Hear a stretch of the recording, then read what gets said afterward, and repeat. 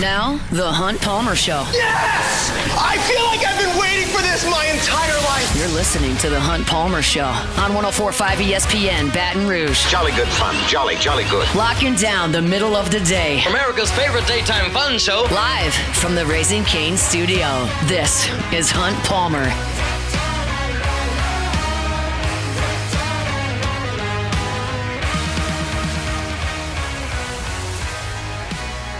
Welcome in. Hunt Palmer coming to you from the Raising Cane studio downtown in the capital city on this Lundy Gras. Hope your week's off to a good start. Maybe you're working today. Maybe got a couple of days off. Either way, appreciate you making us part of your day. Got Jordan Kitchens, Cassie Spazzali back there on the ones and twos. And we got a full weekend of reaction. Baseball, basketball, uniform patches, trade potentials, free agent stuff.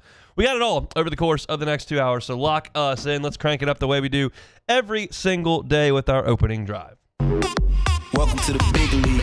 It's time for Hunt's Opening Drive, presented by Fabry Chevrolet GMC in St. Francisville.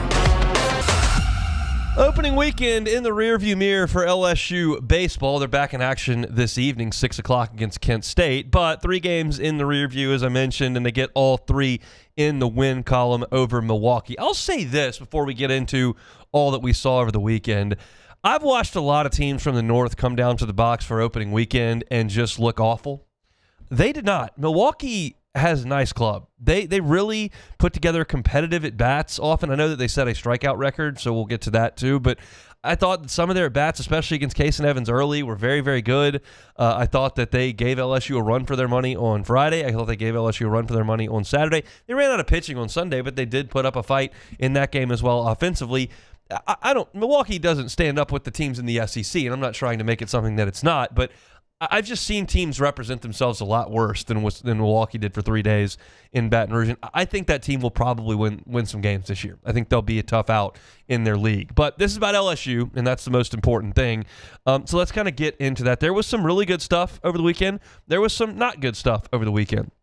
Let's start, for the sake of optimism and vibes, we'll start with the good stuff, okay? LSU obviously set a series record for the history of the program for strikeouts in a 3-game set. LSU in this weekend struck out 49 Milwaukee Panthers over the weekend. That is a testament to the depth. That is a testament to the stuff that LSU has on this staff. Now, you can suggest it's a small sample size against an overmatched team that hadn't been outside yet, and all that is correct.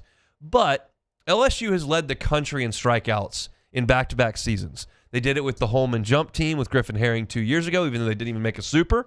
And then, of course, they did it with Anderson and Ianson and Shores last year. So this is a track record that Nate Yeske is developing. He has a staff that over his 2 years and 1 weekend led the nation in strikeouts. And so this is something that they're recruiting to and that they're executing to. And they missed a ton of bats over the weekend. The most impressive outing over the weekend was by Cooper Moore. Cooper Moore had a good year at Kansas last year.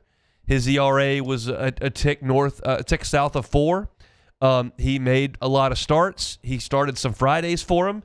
But something that I asked him about after his start on Saturday was like, LSU has a track record now in this program of taking transfer pitchers and really elevating their game. Skeens is the most obvious example. I'm not going to point to that really ever with anybody else because I just don't know how. You're not going to have anyone that's comparable to Paul Skeens year in and year out. But you saw Anthony Ianson take a huge jump.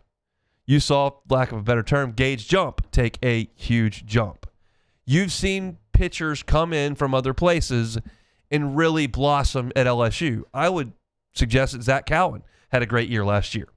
And so I asked Cooper Moore on Saturday after his start, I said, hey, like LSU's had a lot of starters come in from other schools and really improve. Have you seen yourself improve? He said 100%. I've gotten significantly better. Now, the Cooper Moore that we saw on Saturday was the quintessential version of what I think he can be. He was 93, 94 with the fastball pretty much all day, down to 92 a little bit at the end. But he filled up the strike zone, did not go to a 3-ball count one time in the game. No 3-ball counts from Cooper Moore. That's incredible stuff. And obviously, not going to a 3-ball count, he didn't walk anybody either. And he was in the zone. He was constantly ahead. He threw a first pitch strike to 18 of the 24 hitters he faced. And then his changeup was just vanishing. It was just falling off the table. And Milwaukee never really adjusted to it. He was on absolute cruise control for the majority of the game. His final line was 6 innings, 4 hits, 1 earned run. He gave up the home run. Did not walk anybody. Had 11 strikeouts. I love no walks. I love filling up the strike zone. I love missing bats. I love the straight changeup. It's my favorite pitch in baseball. Strike one, also a very important pitch. He just did all of that, and I thought he was excellent. There's a reason why in my preseason projections I said I think Cooper Moore makes 10 SEC starts. I think he is the most likely weekend starter moving forward throughout the season at LSU because he's got a track record for it and he's just got a repertoire. I don't think I'm penciling him in as a Friday night guy for this team, but I love him on Saturdays and I think he would be a force on Sundays. Here's the small issue here with Cooper Moore, and I'm not going to speculate any further than exactly what I tell you because I don't know. But Cooper Moore came into the post-game press conference, met with us on Saturday, and his right pant leg had been spattered with blood. There was blood all over the place, and one of his fingers had a Band-Aid on it. So he said it was a cut. I'll take his word for it. I'm not here to speculate one game into the season. But we understand that blisters happen to pitchers. There's your speculation. I don't know what happened, and we'll see if he's ready to go this coming week. But all I can tell you is he came into that post-game press conference, and clearly his finger had been producing a significant amount of blood. Why? Where it came from? I don't know, but that's something that we're going to certainly pay attention to as you move forward because Cooper Moore was excellent in this game. I look at some of the other guys that pitched, and we're sticking with the pitching for this segment. Gavin Guidry on Friday was sensational. 2 innings, 1 hit, 5 strikeouts. The hammer was on, and he also was throwing that good new straight changeup that he's developed, and the fastball's 92. And I like his demeanor on the mound. I like his pedigree and what he's been through over the course of his 3 years at school that suggests that he's got what it takes to pitch at the end of games. He does not have the best stuff in LSU's bullpen, not by a long shot. But he's got a great breaking ball that Milwaukee had no chance against. And he's got a third pitch now with the changeup that can keep hitters off of his breaking ball and off the fastball to an extent. And I just think he's going to be a real force. I saw him in the fall twice, and both times I saw him in the fall, he was just racking up strikeouts. And he was striking out some of the best hitters on LSU's team. And so the Gavin Guidry that we saw on Friday is a guy that I've seen a few times. Speaking of the back end of games, I'm looking at 2 guys who we saw over the weekend in the spots in which they were used, and I'm going, this feels like an end-of-the-game guy. When things got hairy on Saturday and Callen was out there and he got him down to the last strike and then couldn't get the final out and they flared a ball into center field and then all of a sudden the tying run's on base and the go-ahead run's in the box, they went to Grant Fontenot. And Grant Fontenot took his warm-up pitches and he took the baseball with the tying run on first base and he hummed it 98 miles an hour. And then he got the ball back and he threw the next one at 98 miles an hour and they flatted to center field and the game was over. 98 miles an hour will play. And I've told y'all this preseason, but I'll go ahead and reiterate it now that we've seen Grant Fontenot get the final out of LSU's one close game of the weekend.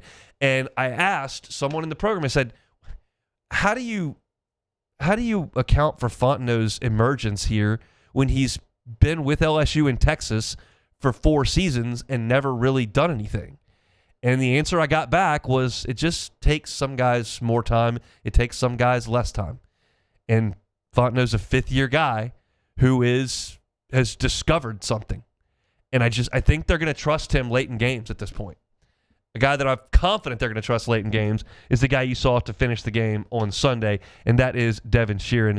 Sheeran, 2/3 of an inning, 2 strikeouts, hit 99 on the gun. The slider is very good. He missed a lot of bats as a freshman at Mount St. Mary's 2 years ago. And you just look at Sheeran, and he just looks like a big league closer. He's 6'5". He's north of 240.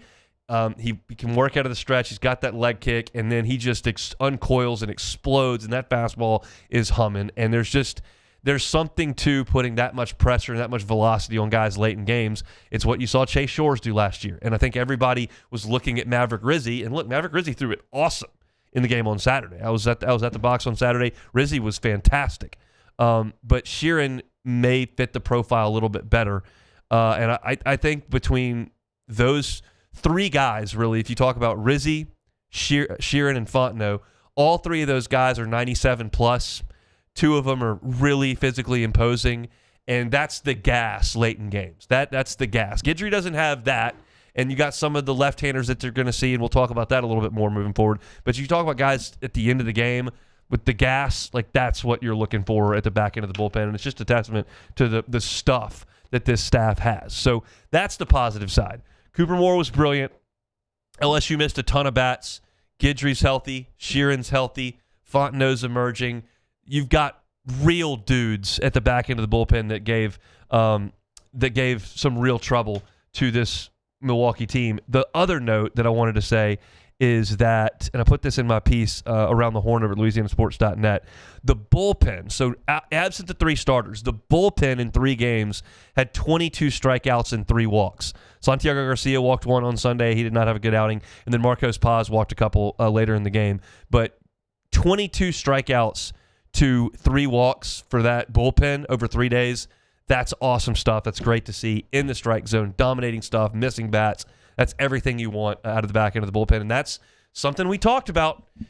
This bullpen's going to have to be huge because right now LSU is searching for your weekend rotation, and I'm going to talk about those guys in the next segment because I think that Moore and Schmidt and Evans warrant a whole segment worth of conversation.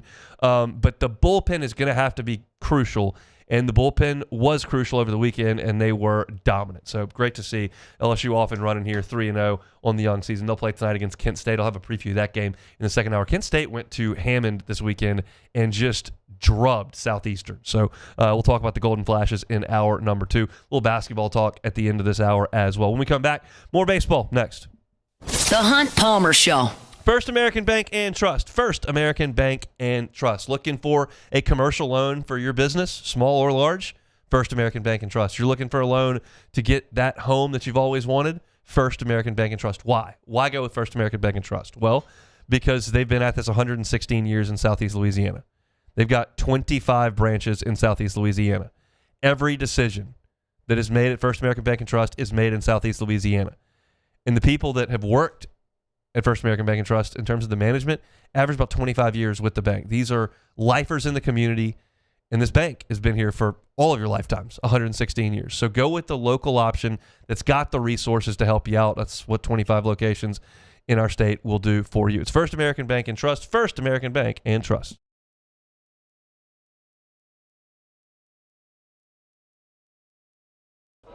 These ice cubes could have been a thankless bed for an all-you-can-eat salad bar. But instead, they cradle and cool the crisp, refreshing Dos Equis. Nicely done, ice cubes. I'm lawyer Collins Locke Meredith. Among the most important factors to consider when you're hiring an injury attorney is trust. You trust your attorney will put your interest first, treat you with respect, fairness, and honesty. You trust them to be there for you when you need them. At Locke Meredith, Sean Fagan and Associates, thousands of clients have trusted us to represent them, and for good reasons. Please visit us at LockeMeredith.com to learn more, and whether you hire us at all, give us a call at 272-5555. You have nothing to lose. Looking for cleaner energy? Propane is energy for everyone. And when you're cooking with clean, affordable propane, you're cooking with gas. In the wintertime, nothing heats a home like Louisiana propane. And when you need hot water, propane's got you covered. Oh, and you won't regret that propane generator when the power goes out. I'm Miss Louisiana, Gabrielle McLeod, and to find more information and to find a propane dealer near you, visit LouisianaPropane.com.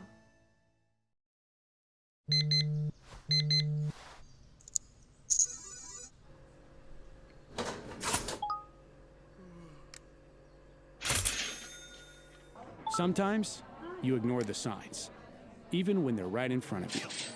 Problem gambling isn't always easy to spot. Know the signs, set your limit. Learn more about healthy gambling habits by visiting us online or text or call for free, confidential help now. Most roofers just replace your shingles. At Pelican, we diagnose your roof, digging deep down to find the root cause of your roof symptoms. Now cough for me. Good. We don't ignore your roof's issues, we address them. Let's just take care of this right here, helping your roof to become the best version of itself. Interesting that you would say that. How does that make you feel? So call Pelican Roofing for your free roof checkup today.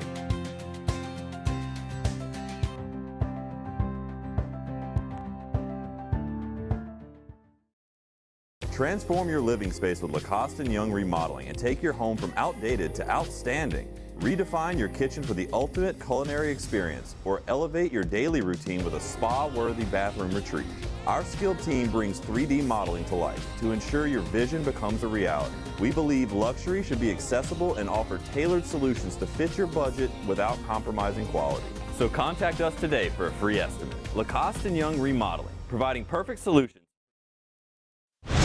You're listening to The Hunt Palmer Show on 104.5 ESPN, Baton Rouge.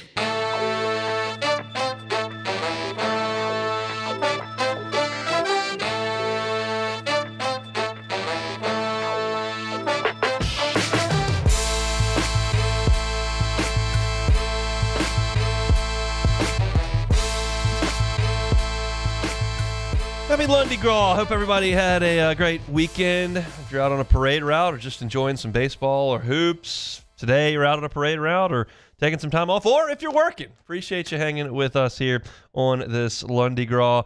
Let's talk about Kason Evans and William Schmidt, shall we? Kason Evans got the ball on Friday. William Schmidt got the ball on Sunday. Evans never found a groove in the game on Friday. He just didn't. He missed some bats. He had 7 strikeouts and 3 1/3. But he just never settled in. And there were times last year where we really saw him do that and really start to dominate. And that just never happened. I had some statistics on him in Around the Horn on LouisianaSports.net. He hit his 75 pitch limit with 1 out in the 4th inning. Gave up 6 hits, walked 2, and hit a man. And I really did think that some of the swings that Milwaukee took off of him, specifically in that 4th inning, were really pretty impressive. I mean, they were driving the ball the other way, letting the ball travel and get deep. They weren't out in front. And they were some good at-bats, but you're going to face good hitters, and you need to get guys out. And it just never really materialized for Kason Evans. It's not – I've struggled this morning with the word that I have. I think concern is a little strong, but I'm not – here's kind of where I've settled. I'm not ready to give Kason Evans the benefit of the doubt as, yes, he is the Friday night dude. This is the dude that's going to carry LSU to Omaha. Like, I'm certainly leaving the door open for him to become that. But just because you post a 2.05 ERA coming out of the bullpen as a freshman doesn't just automatically translate you to the front of an SEC rotation. And at LSU, we're spoiled. We've seen some of the best to ever do it.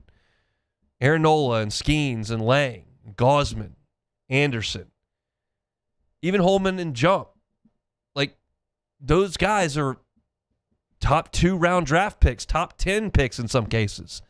And it's a high bar to clear. But in the SEC, you see just dudes on Fridays. And Kason Evans, now to this point, I have watched him pitch probably 6 times between the fall, the preseason, and opening day. And it just has not, in those 6 times, looked dominant really at any point. Now, dominating LSU's lineup in practice is very difficult to do. So I'm not suggesting you have to do that. But I wished it was a little bit better than it was on Friday. That's what I'll say. And so you've got 3 more weeks to get this figured out. And I think it's a big outing for Kason Evans whenever he gets the ball this coming week. I do. And the same thing can be said for William Schmidt. The good news is that they both had good strikeout numbers. Evans struck out 7 and 3 1/3. I mean, he got 10 outs and 7 of them were strikeouts. And then Schmidt showed some real flash. He had 9 strikeouts in the 12 outs that he got. But he ran his pitch count up to 91 in 4 innings because he just didn't have the best command. He walked a guy in the 3rd. He hit a guy in the 3rd. Both came around to score.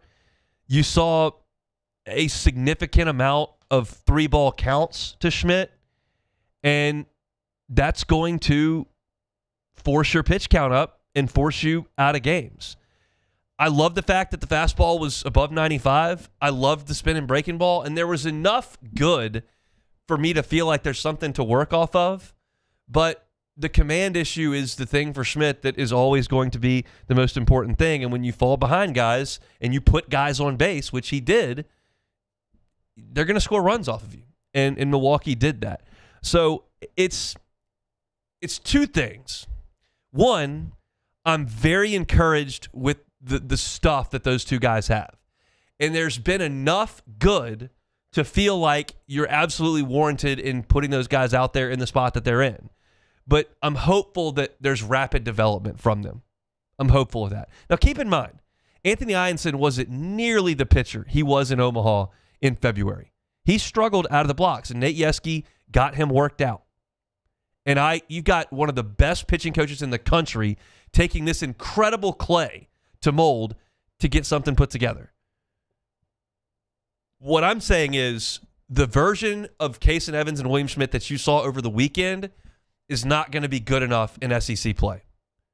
But there's reason to believe that they'll get better and that they'll have better outings.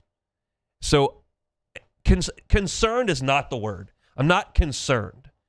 I'm paying attention because I'd like the outings to include less free bases. I'd like them to include a little bit more efficiency, and I'd like them to not be as they gave up a lot of runs. Like they both gave up 3 earned runs, 4 earned runs in Evans' case, and 3 for Schmidt. So you understand how important the rotation is. You understand how important Friday night in the SEC is and how important those front 2 guys can be to pitching you to where you need to go. It's the most important thing on the roster.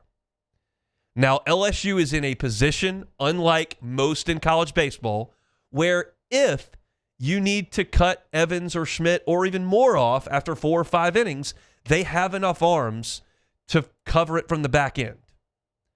It's just not the way I'd prefer to do it. I'd prefer the starters be the workhorses. LSU might be able to do it a different way, but I would prefer it if the starters were the workhorses. But like you saw, we did this exercise last week, and you saw it play out in real time over the weekend. You saw Evans give way to Cooper Williams, who was great for 2 2/3, give way to Guidry, who was electric for 2 innings. You've got a lot of guys who were very comfortable getting 6 to 8 to 10, 12 outs. And then on Saturday, you saw Schmidt have to give way to Garcia, who didn't have it. He only got 1 out. Sheeran came in, was sensational. And then Marcos Paz got you through 2 innings. And then in the game on Saturday, you've just mixed and matched with matchups. You had Cooper Moore go 6. Then Rizzi did a great job in the 7th.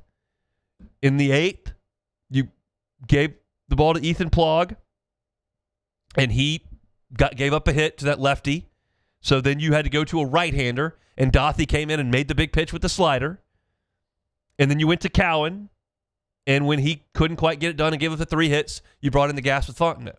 So in 2 instances, 2 out of the 3, you had guys come in for sustained periods of time, get you 6 to 8 outs, and cover ground because you weren't going to have your starters extend. And in another case, Moore did get you through 6, and the game was close, and you did feel like you needed to mix and match, and you went to different guys with different arm ankles to get better matchups, and you got it to the house. And, oh, by the way, you still have a game today, and you haven't thrown Jaden Newt yet, and I'll talk about him in the second hour. But you didn't, run out of pitching. There was not a point where you would look up and go, well, we don't have really anybody else that we trust that we could go to. Because you still had Newt, and Newt can give you significant outs. So there's proof in this pudding that this can work. I realize it's Milwaukee, it's not Tennessee, and those two things are very different. But while I'm guarded with Evans and Schmidt right now and what I think of those two guys and where they are, I understand that there is option B, and it's there. And that's a credit to Jay Johnson and Nate Yeske for building that. And you could tell in Jay Johnson's answers on Saturday and Sunday that he was very comfortable with the depth that they had created, and he was happy that they were able to use a lot of that over the course of 3 days. And, of course, you got 2 more midweek games this week before you go to Jacksonville. So you're going to get a lot of guys, a lot of mound time over the course of the first 10 days of the season. And that's something that Jay really, really likes. And it's comforting to know that you've got an insurance policy in case those 2 sophomores don't really make that jump. Now, if they do, and I wrote this at LouisianaSports.net, if those 2 guys make that jump, it makes LSU as scary a team as there is in college baseball, because I think they're going to hit. And you look at what they've got from a pitching perspective, it's really deep. But I would prefer if LSU could push off the dock with a proven rotation. Moore did his part over the weekend, and Evans and Schmidt need to step up and elevate one notch come this weekend. That's at least the way I see it. So that's a look at a lot of the pitching. We didn't get into much offense yet at this point. But I want to, and we will. We've got a couple more segments here to get to later on in the hour. It was a huge weekend for Cade Arrambide. Big game on Sunday for Jake Brown. Trent Caraway swung the bat well. Derek Curiel, of course. Seth Darter hit a pair of homers. Milam had 4 hits. So it was a good offensive weekend, as you would expect from LSU, against a Milwaukee pitching staff that was quite overmatched, and LSU kind of hammered them for a lot of the weekend. Saved the starter on Saturday, Imke, who really limited LSU. I thought it was a bad 7 innings of offense for LSU. They sure did snap out of it on Sunday, though. So I think they'll be just fine on the offensive side of things. When we come back, big announcement from LSU Athletics today regarding their uniforms moving forward. I'll tell you what I think. Y'all know how I feel about uniforms. We'll get to that when we come back. The Hunt Palmer Show. Boudreaux's Electrical Services, boudreauxelectrical.com. Neil and Melissa, been running the show for over 40 years at Boudreaux's Electrical. You know where we live. You know we got power outages, whether it's hurricanes, those severe summer thunderstorms that come in the afternoon, even a winter event that we had 2 weeks ago. It's a drag to have your power go out, right? It's just a bummer. Give yourself a generator. Generac standby generator from the folks at Boudreaux's Electrical. They'll come in, they'll install it, they'll service it, they'll monitor it to understand if there is an issue. They can come and work on that so that when you do need your generator to spring into action, it is ready to roll. Don't wait until the hurricane's already in the Gulf in a few months. Get that taken care of now and give yourself the peace of mind that comes with having that Generac home standby generator. I know you can buy them from the big box stores. What kind of customer service are you going to get if you do that? Not very good. Go with the local option. Boudreaux's Electrical Services, been in business 40 years. You can give them a call at the original location. That's 985-397-1562. You can also find them at 225-393-89. Take it the easy way. Find them online at boudreauxelectrical.com. That's boudreauxelectrical.com. ED, low T, or simply seeking to optimize your health and performance? Goodwood Men's Sexual Wellness offers a range of discreet services to address your specific needs. We empower men to reclaim their health and confidence. Visit yourgoodwood.com. At Bayou Automotive, we believe in a sales process that puts you first. We want you to experience an easy purchase with clear pricing and great service. Let Bayou Ford and Bayou Chrysler Dodge Jeep Ram be your trusted partners in finding your perfect vehicle. The crew at Bayou Automotive is going to do right by you. Okay, and what is our goal? Less than 110. That's right, less than 110. We teach. We laugh. We pray. Dear Heavenly Father, please guide our hands during this procedure. Hey, how we feeling today? I'm feeling better. We heal. You look better. Happy birthday. Thanks. We do all things. I got you. No way. With great love. FMOL Health. This is how we healthcare. My father, J.B. Falgu, had a vision of growth for First American Bank and the communities we serve. The bank's foundation was built on his legacy of compassion, loyalty, and dedication. Through his years of leadership, First American has prospered to heights even J.B. could not have imagined. I know my father would be extremely proud of the customer service and financial stability that First American provides to Southeast Louisiana. We continue to thrive because of the legacy of J.B. Falgu. When it comes to industrial construction, River Parish contractors can do it all. Mechanical, structural, custom fabrication, specialized welding, and turnaround services. Strategically located in between Baton Rouge and New Orleans, we have the local team with the experience and commitment to safety to manage the most complex industrial projects. Period. Here's the deal. Partnering with us means your project is delivered on time, on budget, and most important, safely. River Parish Contractors, let's get building. Looking for cleaner energy? Propane is energy for everyone. Propane water heaters are very cost efficient, and the savings are even greater with a tankless propane water heater. We all know that Louisiana propane is a safe and environmentally friendly fuel. So why not go green while you save some green? I'm Miss Louisiana, Gabrielle McLeod, and for more information, visit louisianapropane.com. Supreme Jasmine is premium American-grown rice. From local farms to your table, every grain is supreme. Pick up a bag of Jasmine or any other of our Supreme American rice.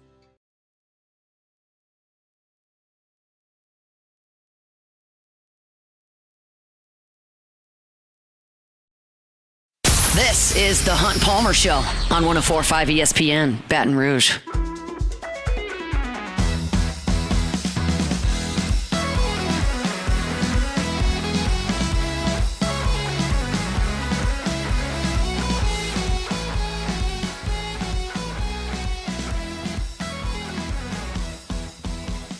Both LSU basketball teams were in action on Saturday. One game a little bit more impactful than the other. We'll talk about both of them to finish out the hour coming up in 15 minutes. LSU Athletics made a big announcement this morning at 9 o'clock, announcing a partnership with Woodside Energy that will extend to patches on uniforms for all 21 varsity sports at LSU, men's and women's. And y'all know how I feel about uniforms. I have a lot of pride in LSU's uniforms. I think LSU has an iconic brand that when you walk into a bar that is got 15 games on and it's just music playing over the top and there's no sound coming from the TV and you look up at the screen, you can tell when LSU is playing. If you're way in the back of the room, it's probably hard to tell if that's Alabama or Indiana. It's probably hard to tell if that's Texas A&M or Mississippi State. But it's maybe hard to tell if it's Alabama or Oklahoma. When you look at the screen, you can tell it's LSU. They wear white at home. They've got an iconic helmet. Purple and gold is a distinct color combination. It's a gorgeous and iconic brand, and I believe in maintaining that. I get physically ill when I walk into the stadium and they're wearing something that I deem to look stupid, like all white uniforms. I hate it. But that's my opinion. Doesn't make it right. It's my opinion. I think LSU has got an iconic brand, and I don't like messing with things, right? I appreciate tradition, and I like things that stick in tradition. And putting a patch on your uniform strays from that a little bit. But there's a but here. As much as I love those uniforms, and as much as I love tradition, and as much as I hate new things, I understand this is absolutely essential because you have to, in this era, keep up financially. You have to find additional revenue streams to share that money with your student athletes, to have enough money in the coffers to make the things happen that you now have to make happen this day and age. This is an absolute necessity. And to be completely clear, I sit in the press box in Tiger Stadium. I sit on press row up in the rafters of the Assembly Center. I sit in the press box or the radio booth at the box for baseball.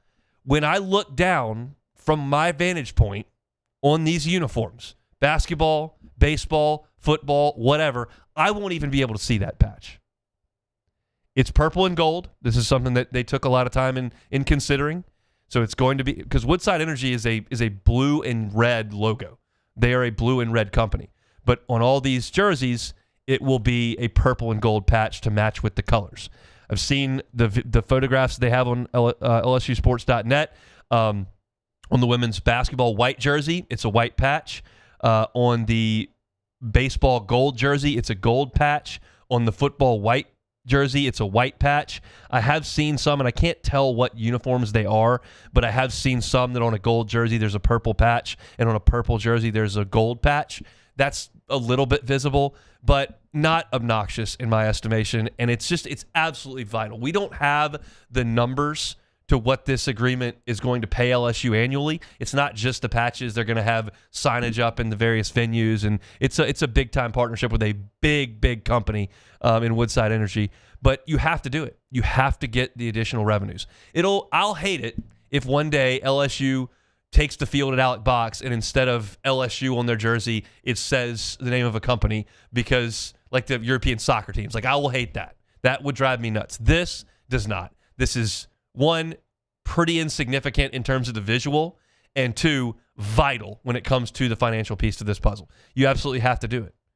And there are going to be patches on everyone's jerseys moving forward. I talked about this previously, and I'll reiterate it now that the announcement's been made and we've seen the visuals of these patches. The New York Yankees, who up until 2 years ago did not allow their players to have facial hair, have a patch on their uniform. It's an insurance company. I think it's called Scott Insurance, but it's navy, and it sits on it's same colors as the Yankees jerseys, and it sits on the front upper arm, depending on what side you hit from, and that's it. It just blends in. The Cubs for years now have had a Motorola patch on their jersey, and it doesn't. I mean, I notice it. I can see it's there, but it's not something that I think is really off-putting. So I am as traditional as they come. I am as outspoken about this, and as ridiculous as that sounds to most people, it's just an opinion. It's just not that I'm right or wrong. It's just how I feel. This, to me, is an absolutely necessary step that LSU has made. I think that they were forward-thinking on it. I think that this is something they've spent a lot of time with. I know that Woodside Energy is very, very excited about the partnership and the branding that they'll receive from such an iconic uniform at LSU. And you'll hear from Woodside Energy's CEO on AFR a little bit later today. Had some great things to say about LSU and the partnership and everything that's going to move forward. So it's I think most people would suggest, just if you listen to me talk over the years, that like this is really going to drive Hunt nuts. No, here's the deal. I can't even see it from my seat in the press box or on a small little television. And two, if this Woodside Energy patch is going to make it a little bit easier for LSU to find an edge rusher or to go get a quarterback or to go find a first baseman that can hit 20 home runs or a Friday night starter or whatever the case may be. If that's the price you've got to pay to go make that happen within reason, I'm all for it. You put 6 patches on this, and you look like a PGA Tour golfer moving forward. I might have a problem with that, but we're nowhere near that point with this partnership. This is a really positive thing for LSU, and it's something that everybody's going to have to do because you just have to keep up with the Joneses financially. I was having a conversation in the Alec Box press box on Saturday, and it's just you think about the money that's involved in everything that you're trying to do in collegiate athletics. And it's such a hard thing to keep tabs on from the outside because we just don't really know. I don't know what this basketball roster cost. I don't know what each individual transfer cost. I know that LSU had to pay Ole Miss $1 million freaking dollars to go get TJ Daugherty and Principal Uman-Mielen. Like, that money just doesn't come from anywhere. And you hear the terms donor fatigue, and you hear about coaching buyouts, and you hear about new coaches' salaries, and you hear about the revenue sharing piece to this puzzle, and like all this tens and hundreds of millions of dollars that are driving this bus that we're not, most of us on the outside are just not privy to where that money comes from or who's writing checks or what the budget looks like. You can speculate, but a lot of us don't really know. This is something that's concrete, that's understandable. That revenue sharing number is going to go up from 20 plus 20.1 north year after year after year. So to continue that number to go up with the sharing of the revenue, what also has to go up? The revenue. So if I need to get a new wide receiver and I need Woodside Energy to cut a check to be on the ladies basketball uniform, that's just what you got to have. So I'm for it. I think it's great. If you gave me the opportunity and took money out of it, would you like the patch or no patch? Well, I'm going to take no patch. But I don't get that opportunity because you got to have the money. So this is something that is a positive thing that LSU announced today. For those curious, the patch will not appear on uniforms until the 2026-27 academic year. So I think soccer will be the first team to put it on the end of this summer. And then I think volleyball is next, and then football is next, and you know how the calendar goes there. So not until this coming fall, is my understanding, is in the release that LSU sent out, it said the 2026-2027 school year. So 21 varsity sports will all have those patches on their uniform starting up in the fall. All right, we will take a time out here pretty shortly. First, let me tell you about my friends at Fabry Chevrolet GMC. Fabry Chevrolet GMC, Highway 61 in St. Francisville. Go by and see them in February, which got about 2 weeks left in February here, 12 days. Go by and see them, as they've got incredible deals on trucks. You're looking to get a Chevy Silverado up to $11,000 off MSRP on the Silverados. You're looking for GMC, they get up to $13,000 off MSRP with those trucks, the Sierras. It's incredible stuff. You're talking 5 figures off MSRP if you go by and see them. You know you're going to get an awesome deal when you work with the folks at Fabry. You know you're going to get great customer service, a great service after the sale. They've been doing it for 35 years in this city, now on Highway 61 in St. Francisville. Make the short drive up there to Fabry Chevrolet GMC, or check them out online at fabrychevrolet.com. When we come back, 2 big basketball games. Well, 1 big basketball game on Saturday. We'll talk about it. The Hunt Palmer Show. Gotros Outdoor Power. Gotros Outdoor Power. 2 locations, Baton Rouge on Airline Highway and down in Gonzales. That grass is about to start growing, and it doesn't stop until November, right? So if you need to get ahead of that this season, go get one of the Hustlers zero turn from the folks at Gotros Outdoor Power. Why would you shop with Gotros? Well, they're local, and they've got amazing customer service. You can buy a zero turn from one of the big box stores, but how are you going to get it home? Do you have a trailer? If you don't, the folks at Gotros can do it. They've got trucks that are shipping out equipment, delivering parts 8 hours a day, every day. And they handle things statewide in Louisiana. So if you're looking for a new zero turn, looking for a Hustler, go get that huge inventory, the biggest in the state, at Gotros Outdoor Power. You can find them on Airline Highway. Just look, that huge stack of orange equipment. You can't miss it on Airline. You can also find them in Gonzales as well. It's Gotros Outdoor Power. Gotros Outdoor Power. At Bayou Automotive, we believe in a sales process that puts you first. We want you to experience an easy purchase with clear pricing and great service. Let Bayou Ford and Bayou Chrysler Dodge Jeep Ram be your trusted partners in finding your perfect vehicle. The crew at Bayou Automotive is going to do right by you. Make Raising Cane's the first stop for your second line. Get extra saucy with a Cane's doubloon for just $1 that scores you extra cane sauce through April 3rd with any purchase. Let the good times roll this Mardi Gras with Raising Cane's. One love. Investing in a new roof doesn't have to be overwhelming. At Pelican Roofing, we offer 0 interest for 21 months because everyone deserves a safe, secure home. Trusted, local, affordable. Pelican Roofing, making quality roofing affordable for South Louisiana families. I'm Lawyer Locke Meredith. If you're battling an insurance company because of a wreck not your fault and they're not calling you back or being fair, whether you hire us at all, give us a call, 272-5555, or email Locke Meredith, Sean Fagan and Associates. You have nothing to lose. Hello, I'm Collins Meredith. If you've been injured on the job, you likely have a workers' compensation claim, but you may also have a tort claim, which opens up significant recovery rights not normally available for a work injury. If this is you, call us or come see us at Locke Meredith, Sean Fagan and Associates.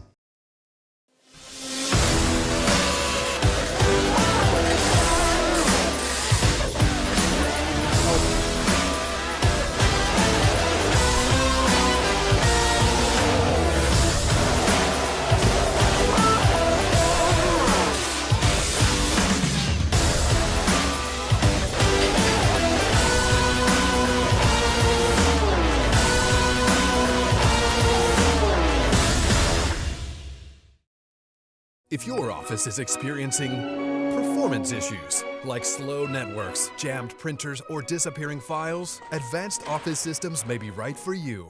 With powerful IT solutions, print management, document imaging, and security systems, they help offices regain confidence naturally. Side effects may include uncontrollable efficiency, smoother workflows, and a sudden burst of office joy. Say goodbye to those emotional breakdowns in the supply closet and get back on track with Advanced Office Systems. Men, age is just a number. Don't let it dictate how you feel. Goodwood Men's Sexual Wellness has anti-aging services that can help you look and feel your best. Visit yourgoodwood.com and discover a renewed sense of vitality. Gulf Coast Bank and Trust is giving our customers the power to bank anywhere, anytime during this challenging event. And we're right there with you. Our mobile banking app is a smart way to manage your money and time. Gulf Coast Bank and Trust, the bank that cares about you.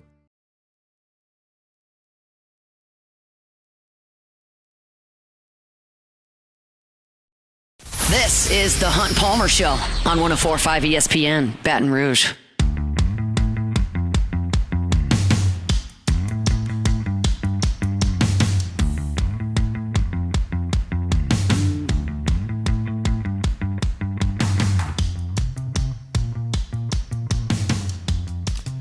One Bath and Closets, onebathandclosets.com is their website. David Duvall and his team, 30 years redesigning and remodeling bathrooms and closets. Doesn't have to be a huge project to get One Bath and Closets involved. In fact, it can be something as simple as a tub to shower conversion. If you've got one of those big jacuzzi cubs that takes up a ton of room in your bathroom but you don't ever use it, take it out. It's got plenty of room there to put in a gorgeous glass walk-in shower. Change the aesthetic of your bathroom, change the functionality of your bathroom. If you're thinking, well, I've already got a shower as well, they can take that shower out, put in a linen closet there. You can do a lot of different things with closets and in the bathroom, and you only have to make one call. It's the David Duvall and One Bath and Closets. Check out the great reviews on their site, onebathandclosets.com. You can also get that free consultation, get David Duvall involved. He'll tell you what they can do for you. And those tub to shower conversions, oftentimes 3 or 4 days, and it's done. 3 to 4 days, it is done. It can change the way your bathroom looks and functions. So go to onebathandclosets.com, get that free consultation today, onebathandclosets.com. All right, LSU and South Carolina from the Assembly Center back on Saturday night. I left the box on Saturday and had dinner plans with my mom, dad, wife, and kids. And I just went over to walk-ons briefly before we went to dinner. And, man, that place was buzzing for that game on Saturday. It was a 7:30 tip-off, I think, and I was there at the game. Baseball ended at like 4. So you had about 3 hours until tip time once I got over there, and it was on fire, and the Assembly Center looked like it was on fire for the game. Obviously, these two programs do not like each other at all. They're at the top of the sport, and LSU has had no success against South Carolina. Talking 17, 18 losses in a row against Dawn Staley's program. And we said on Friday, Jordan, that like you would learn where you stood nationally based on how this game went. 100%. And I'm looking at this, and Flaugier went to the line. LSU down 1 with 45 seconds to go. Yep. You can't be any closer than that. She missed them both, and then South Carolina got a bucket, and then all of a sudden you were down 3, and then you were down 5, and you ended up losing the game. But you're talking about a 40-minute game, for 39 minutes and 15 seconds, you were right there. No, LSU had them. It's sick because Flaugier did everything in her power that fourth quarter to make sure LSU's not leaving this building without a W. Like, she did everything in her power. There was one possession right before the free throws, matter of fact, where nobody on the team could hit a shot. It's just like a hot potato. Yeah. Flaugier keeps crashing the glass. Somehow amongst South Carolina's 6'5" players they have. I mean, South Carolina might lead the college basketball in the most 6'3" plus players. I'm talking Dawn Staley has 6'5" girls coming off the bench. Like, it's ridiculous. But yeah, Flaugier did everything in her power, and just you wouldn't have asked for anybody else to be in that moment to sit there and take those free throws. And that's in this game, and it just missed them both. Yeah, I'll say this, and look, I'm not a scout for the WNBA, and I don't watch a ton of SEC women's basketball. And I know that Tessa Johnson's a very good player. Yes. I don't think if you play that team again in March, she's just going to be splashing threes that never touch the rim, just back to back to back from outside. I mean, she was 4 or 5 from 3 in the game. And again, they were showing the highlights. They were not hitting the rim. Nope. Just whoosh, splash from outside. And Kim, they showed the huddle. For those that were at the game, you may not have seen this because it was on the television copy. But Kim looks at her team at one point in a timeout and goes, "Who can guard, Tessa! And like you saw a bunch of people just looking around, their one hand went up. Yes. She was just feeling it and finished the game 8 of 13 from the floor, had 21 points. You mentioned Flau'jae was doing it all for LSU, also had 21 points, just 2 of 6 from the free throw line for Flau'jae. That's crazy. That's another one that's just not going to happen very often. And so you look at this game and you look at the way it played out, and if you were to play that team again, now keep in mind you've got a raucous Assembly Center behind you. That is, I'm not going to diminish that at all. But LSU can play with South Carolina. Yeah, LSU can beat South Carolina. Would I pick LSU to beat South Carolina? Nope. I would not. Can they beat them? Yeah. Like 2 years ago, or 3 years ago, I guess now, when they won the national championship, I don't know if LSU could have beat South Carolina. It didn't look like it. Caitlin Clark could, and she did. And then LSU played the best game they played all year and beat Iowa. And maybe if they shoot like that against South Carolina like they did in that game when they scored 50 in the first half, maybe they win that game. But you need a little help that year. I think LSU can play this team straight up. I do, at least based on what I saw on Saturday. No, they can. It's just LSU. I'm not even going to say South Carolina won the game. And I hate to be this way, but I really just think LSU lost the game. Like, they had every opportunity to win that game. I mean, you look at some of the line scores from your key players. Jada Richard, 1 of 10. She's been great this year, 1 of 10. Mylasia Fulwiley, you get the drama there. She comes from South Carolina, 1 of 8 from the floor. Those two, Jada Richard and Mylasia Fulwiley, go 2 of 18 from the floor and 0 of 5 from 3. Michaela felt kind of quiet, too. What 5 of 12. Yeah, Michaela. I mean, she had 11 points. So you didn't play your best. You were at home, which helps. You didn't play your best. Tessa was knocking shots down from everywhere, and you played them to a 1-point game where you were at the free throw line with 45 seconds to go. Yes. If you got to play this thing again in March somewhere, throw the ball up, let's go. That's kind of where I am on that. I think South Carolina's better, but I think LSU's got a shot. So that was kind of what I learned from the game on Saturday. Also on the hardwood Saturday was the LSU men's basketball team. We've got 3.5 minutes to go in the hour, so we'll give them this 3.5 minutes here. They played the game without De'Don Thomas, who's out for the year, which is just crippling. And then they played it without Max McKinnon, who was injured in the midweek game and is not healthy enough to go out there and play. So now you're taking the floor with no De'Don Thomas, who's your point guard, who's your leading scorer and your leading assist guy, Max McKinnon, who's your best off-ball mover and scorer, and then you're obviously playing without Jalen Reed, who's been out for the year. So this roster was put together a certain way, and it needed those pieces to even have a fighting chance. And you didn't. You scored 63 points, which is probably candidly more than I thought they would score down that many players.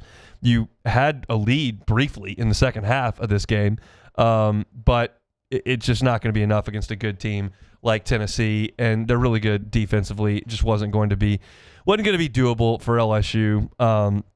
Matt McMahon went to the podium after the game, said, I was really proud of our players for their fight and their resolve that we showed. I thought we had some guys really contribute for us. Jalen Reese grew up, freshman point guard. He was fantastic, made a lot of good things happen, and we only had 3 turnovers. That is why LSU was even in this game. They weren't going to shoot a high percentage with that group out on the floor, without McKinnon, without Thomas. Like, you're not going to be – but you have to get a lot of shots to score points. And they got a lot of shots because they only turned the ball over 3 times against one of the better defensive teams in the Southeastern Conference, a top 30 defensive efficiency team that Tennessee is. LSU, showed up, but just not. You don't have nearly enough firepower. So I do expect that when LSU plays in Austin tomorrow night, that Max McKinnon will play. That's my expectation at this point.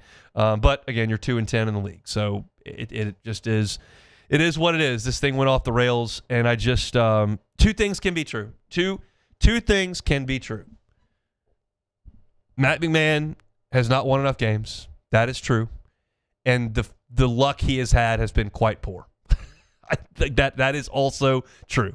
Whatever slice of the pie you want to give to each of those, the poor effort, poor job, injuries, bad luck, you assign whatever you want. I'm not telling you what you need to do. I'm just suggesting that both of them deserve a slice of the pie, because it's just not a lot of teams in LSU's status that are going to be able to absorb injuries to maybe your 3 best offensive players, especially considering this is an offense-first team that now cannot play offense. That's going to be a difficult way to win games. So it was competitive for longer than we thought it was going to be competitive for LSU in Knoxville, but certainly Tigers can't get it done. So they'll lace them up again in Austin, Texas, completing the Orange UT two-step from Knoxville to Austin. They'll play tomorrow night against the Longhorns and then come on back home. But Tigers fall to 2-10 in SEC play. So you missed any of our first hour? Catch it on demand. First 30 minutes of the show today, we talked nothing but LSU, basically LSU pitching over the weekend. Saw some great stuff from Cooper Moore, some not as good stuff from Kason Evans and William Schmidt, and then some great work from a lot of the guys in the bullpen. So if you missed a lot of that, want to listen to some baseball talk, you can do that on demand wherever you find your sound. Just search Hunt Palmer Show. Check them out on YouTube. Our entire shows are archived every single day, so you can find that there. Talked a little bit about LSU's new agreement with Woodside Energy to put patches on all of their uniforms and my thoughts on that. You can find that at Hunt on LSU, wherever you find your podcast, and then a little basketball talk there to finish off the hour. We got a lot to do in hour number 2 as well. We're going to talk about LSU and Kent State tonight. Kent State, big effort from them in Hammond over the weekend. They swept Southeastern and really dominated all 3 games. They've got a guy that comes in with huge slugger numbers. We'll talk about that in the second hour. We'll also get in some SEC baseball from over the weekend as well, and some Saints. Should they make a move for a veteran running back? We'll pause for Sports Center, national headlines at the top of the hour. Come back with more. The Hunt Palmer Show. Lifetime Roofing. LifetimeRoofingLA.com is the website. That's LifetimeRoofingLA.com. Look, roofs are important down here. We understand that. You've got significant weather risks most of the year. So you should take that very seriously when you consider who is going to inspect and potentially work on or replace your roof. Do it with a local company, Lifetime Roofing, right here in Baton Rouge. They care about the community, and they're here to help you. They'll give you that inspection. If you need a new roof, they'll help you get a new roof. They can help you finance that roof as well, 0% for 18 months. If you just need a repair, they'll just do the repair. It doesn't always mean you need a full new roof. And if you're looking to buy one in the retail market, they can do that for you as well with those financing options. You're about to sell your home, need to get that new roof put on. Check with the folks at Lifetime Roofing. As of January 1st, a lifetime workmanship warranty on the workmanship and on the materials. It's Lifetime Roofing, LifetimeRoofingLA.com. After a decade of working in private duty nursing, I know how hard it can be to find compassionate care for the ones that you love the most. So I started Decision Critical, a premier concierge nursing agency, so we can take care of you wherever you are. Our highly skilled nurses provide exceptional care from the comfort of your own home with personalized packages for short-term, long-term, or even around-the-clock care. Visit us at DecisionCriticalBR.com and give us a call today to get started. Make Raising Cane's the first stop for your second line. Get extra saucy with a Cane's doubloon for just $1 that scores you extra cane sauce through April 3rd with any purchase. Let the good times roll this Mardi Gras with Raising Cane's. One love. Hi, I'm Mitchell Meredith with Locke Meredith, Sean Fagan & Associates. We take great pride in educating our clients about their rights. Whether you're injured at work or while you drive, call our office at 272-5555. Knowledge is power, and you should know your rights after an injury. Hi, I'm Sean Fagan of Locke Meredith, Sean Fagan & Associates. When insurance companies have been unfair, we've never been afraid to go to trial. Fighting hard to protect your rights, we never settle a case out of convenience. We only settle when it's right for you. Whether you hire us at all, give us a call. At Auctioner, we know healing is a team sport. That's why we've partnered with world-renowned orthopedic surgeon Dr. James Andrews to create the Auctioner Andrews Orthopedics and Sports Medicine Institute. Whether you're a professional athlete or a weekend warrior, our team of specialists are dedicated to getting you back in the game. So whatever your reasons are for reaching your personal best, we've only got one: you. Auctioner Andrews Institute. Long live you. Hi, this is Beth Serena. Welcome to my pool.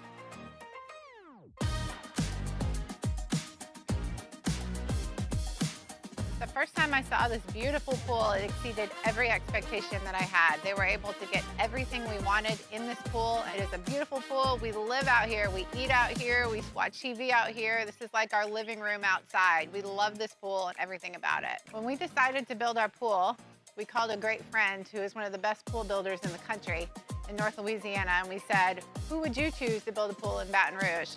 And without a hesitation, he told us Russell Pools. He said their history, tradition of great builds, great pools was unmatched. So of course, who did we call? Russell Pools.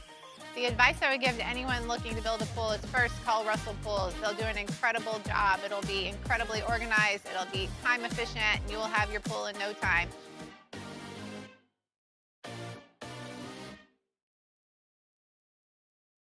Investing in a new roof doesn't have to be overwhelming. At Pelican Roofing, we offer 0 interest for 21 months because everyone deserves a safe, secure home. Trusted, local, affordable. Pelican Roofing, making quality roofing affordable for South Louisiana families.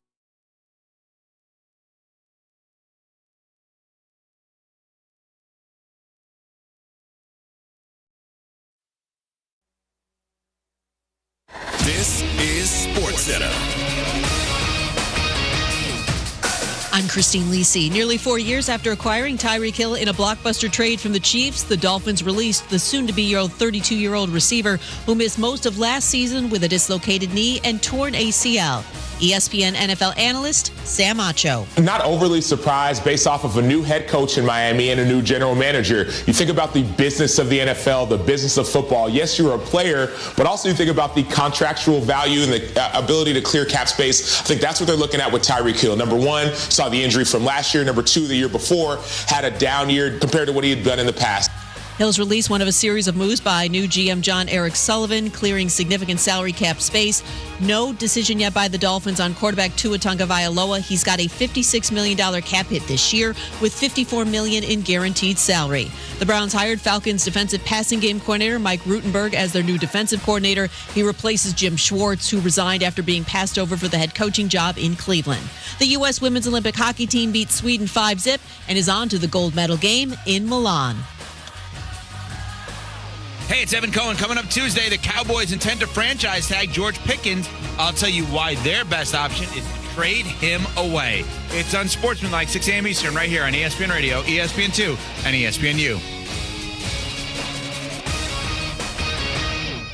Now, the Hunt Palmer Show. Yes! I feel like I've been waiting for this my entire life. You're listening to the Hunt Palmer Show on 104.5 ESPN Baton Rouge. Jolly good fun. Jolly good. Locking down the middle of the day. America's favorite daytime fun show. Live from the Raising Cane studio. This is Hunt Palmer.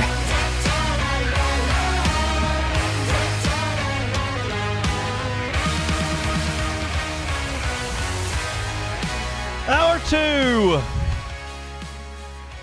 Monday Girl edition of the Hunt Palmer Show, 104.5 ESPN Baton Rouge. Appreciate y'all hanging out with us.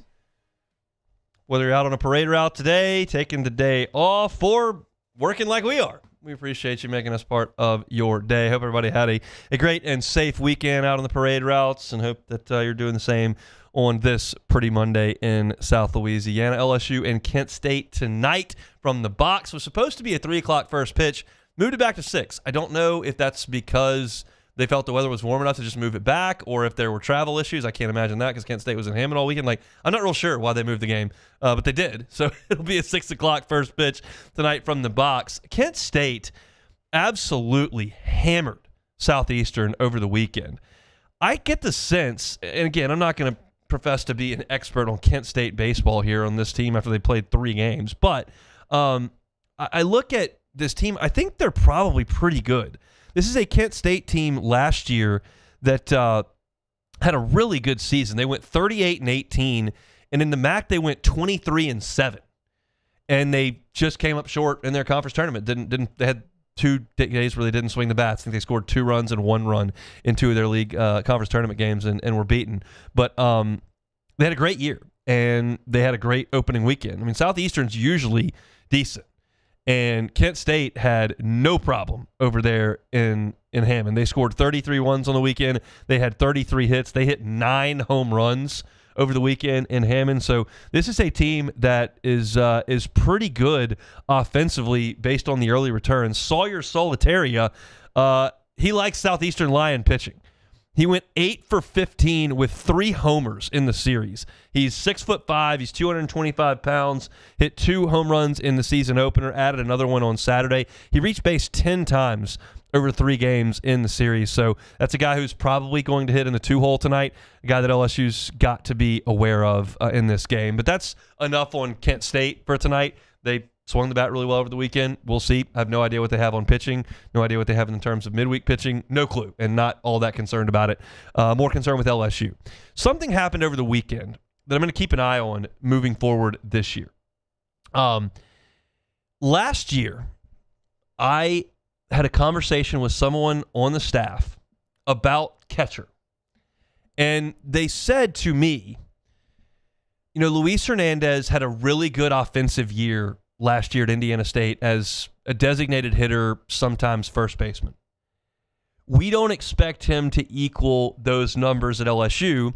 One, because the competition's better in the SEC, and two, because catching really takes it out of you, and it's a hard thing to play that much defense at that spot and produce offensively.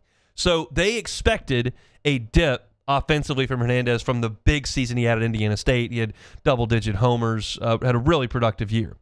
And that turned out to be prophetic. Luis Hernandez was a good offensive player for LSU last year, but his batting average is down in the 260s much of the season, and he got to the regional, I believe, with 7 home runs.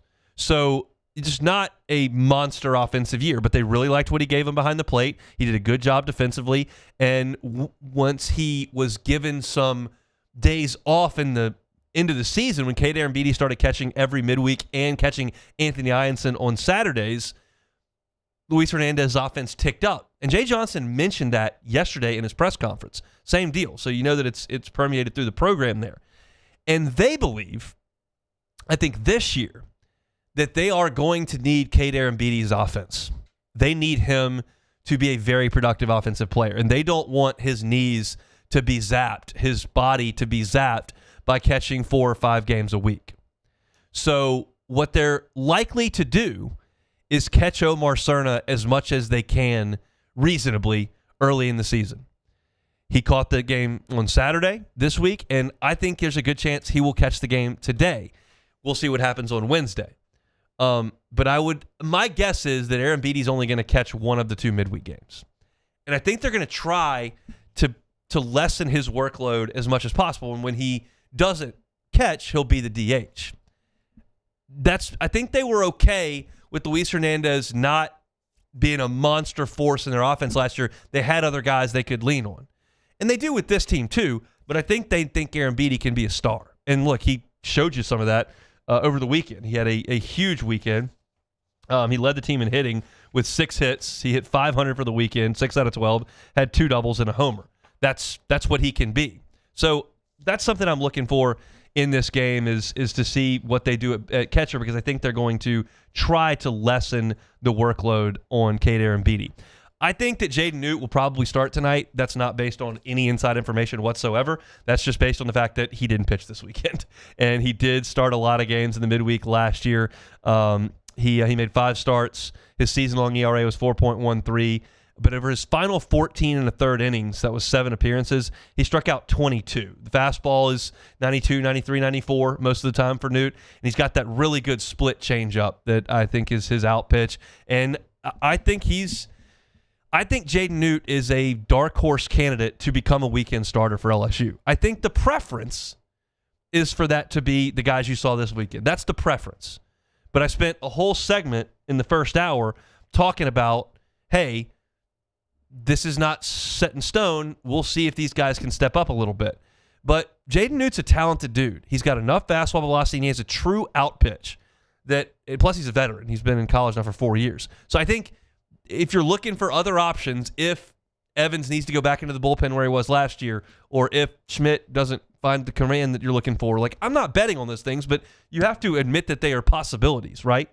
I don't think anybody was really betting on Chase Shores kind of bottoming out as a starter last year, but he did. He didn't get the job done. He lost his job. It happens a lot. And you got to find other options. And I think Jaden Newt is an option. And I think that they would like to see him stretched out a little bit, especially on a 5-game week. You played Friday, Saturday, Sunday. You're playing today on Monday. You're playing Wednesday. You're playing Friday, Saturday, Sunday. Again, there are a lot of outs to be eaten up. And I think they would love it if Jaden Newt does get the ball tonight to start the game. I think they would probably love him to go 3 innings or so. Not one of those deals where it's an inning and bring in the next guy, an inning, bring in the next guy. You got a lot of baseball to play, and you've got a lot of arms and a lot of depth, and those guys will definitely see some action. But I think they'll give the ball to Newt tonight, and I'd like to see him do well. Again, I think this is a pretty good Kent State offense, so it's not going to be a pushover for LSU tonight. I'm curious to see what you get from potentially Newt in this one. They've got just about everybody ready to go. Nobody was super overextended over the weekend from a bullpen perspective. They can go to anybody. Gavin Guidry only threw 2 innings on Friday. Same deal, Maverick Rizzi, an inning and 2/3 in the game on Saturday. Sheeran only threw 2/3 of an inning yesterday. Fontenot only threw 1/3 of an inning back on Saturday. Like, these guys are ready to roll. You won't see any of the 3 weekend starters. And you probably won't see Marcos Paz because he went 2 innings, and they're going to take him very, very light early on. But beyond that, you just about got everybody you want ready to go in this game. So LSU's got a lot of options, and they'll have to continue to keep those options because they got to play again on Wednesday. Love to see the bats pick up where they did on Sunday. LSU was not good offensively on Saturday. Way too many feeble at bats. Jay Johnson said that the third time through the lineup was awful on Saturday. Did not do the things they wanted to do.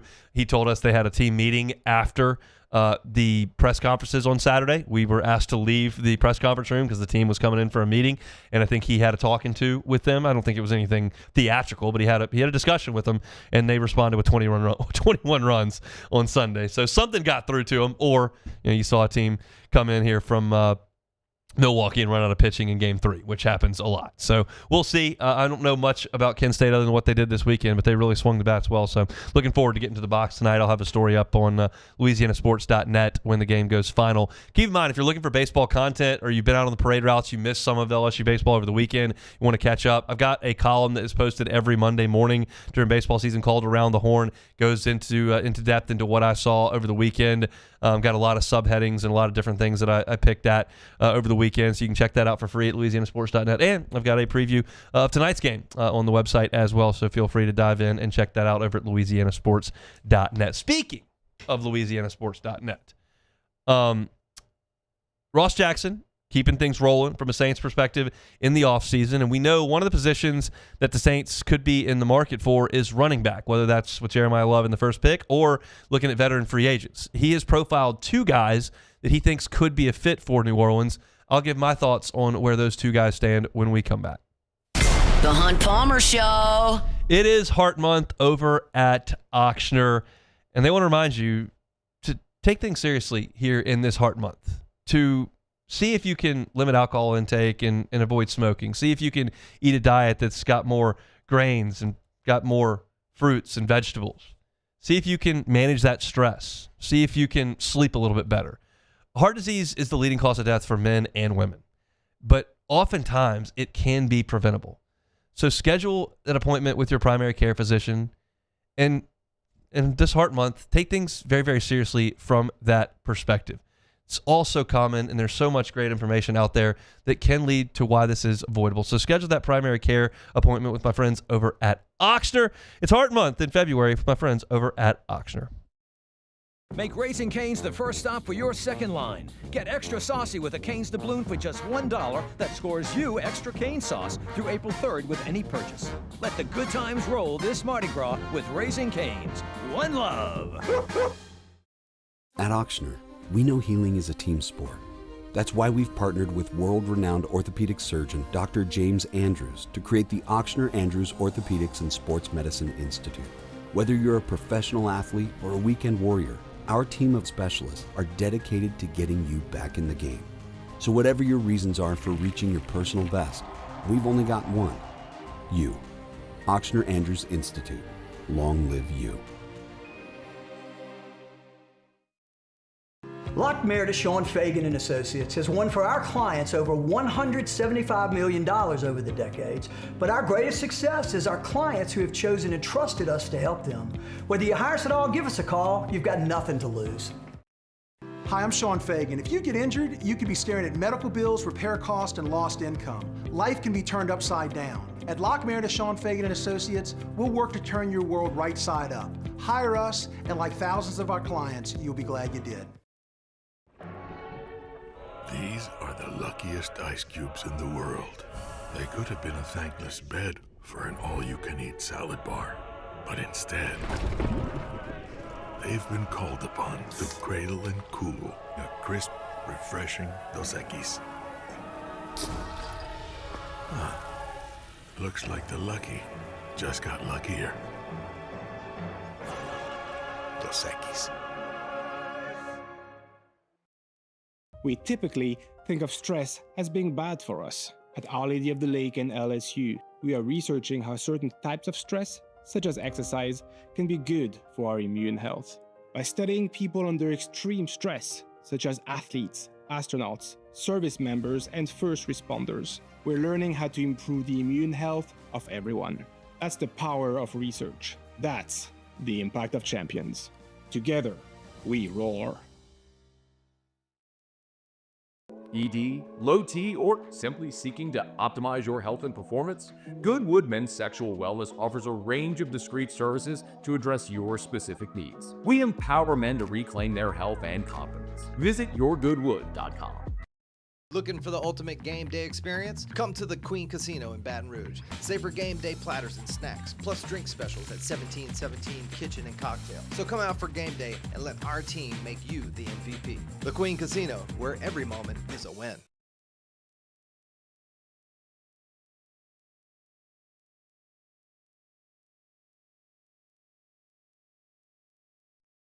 This is the Hunt Palmer Show on 104.5 ESPN, Baton Rouge.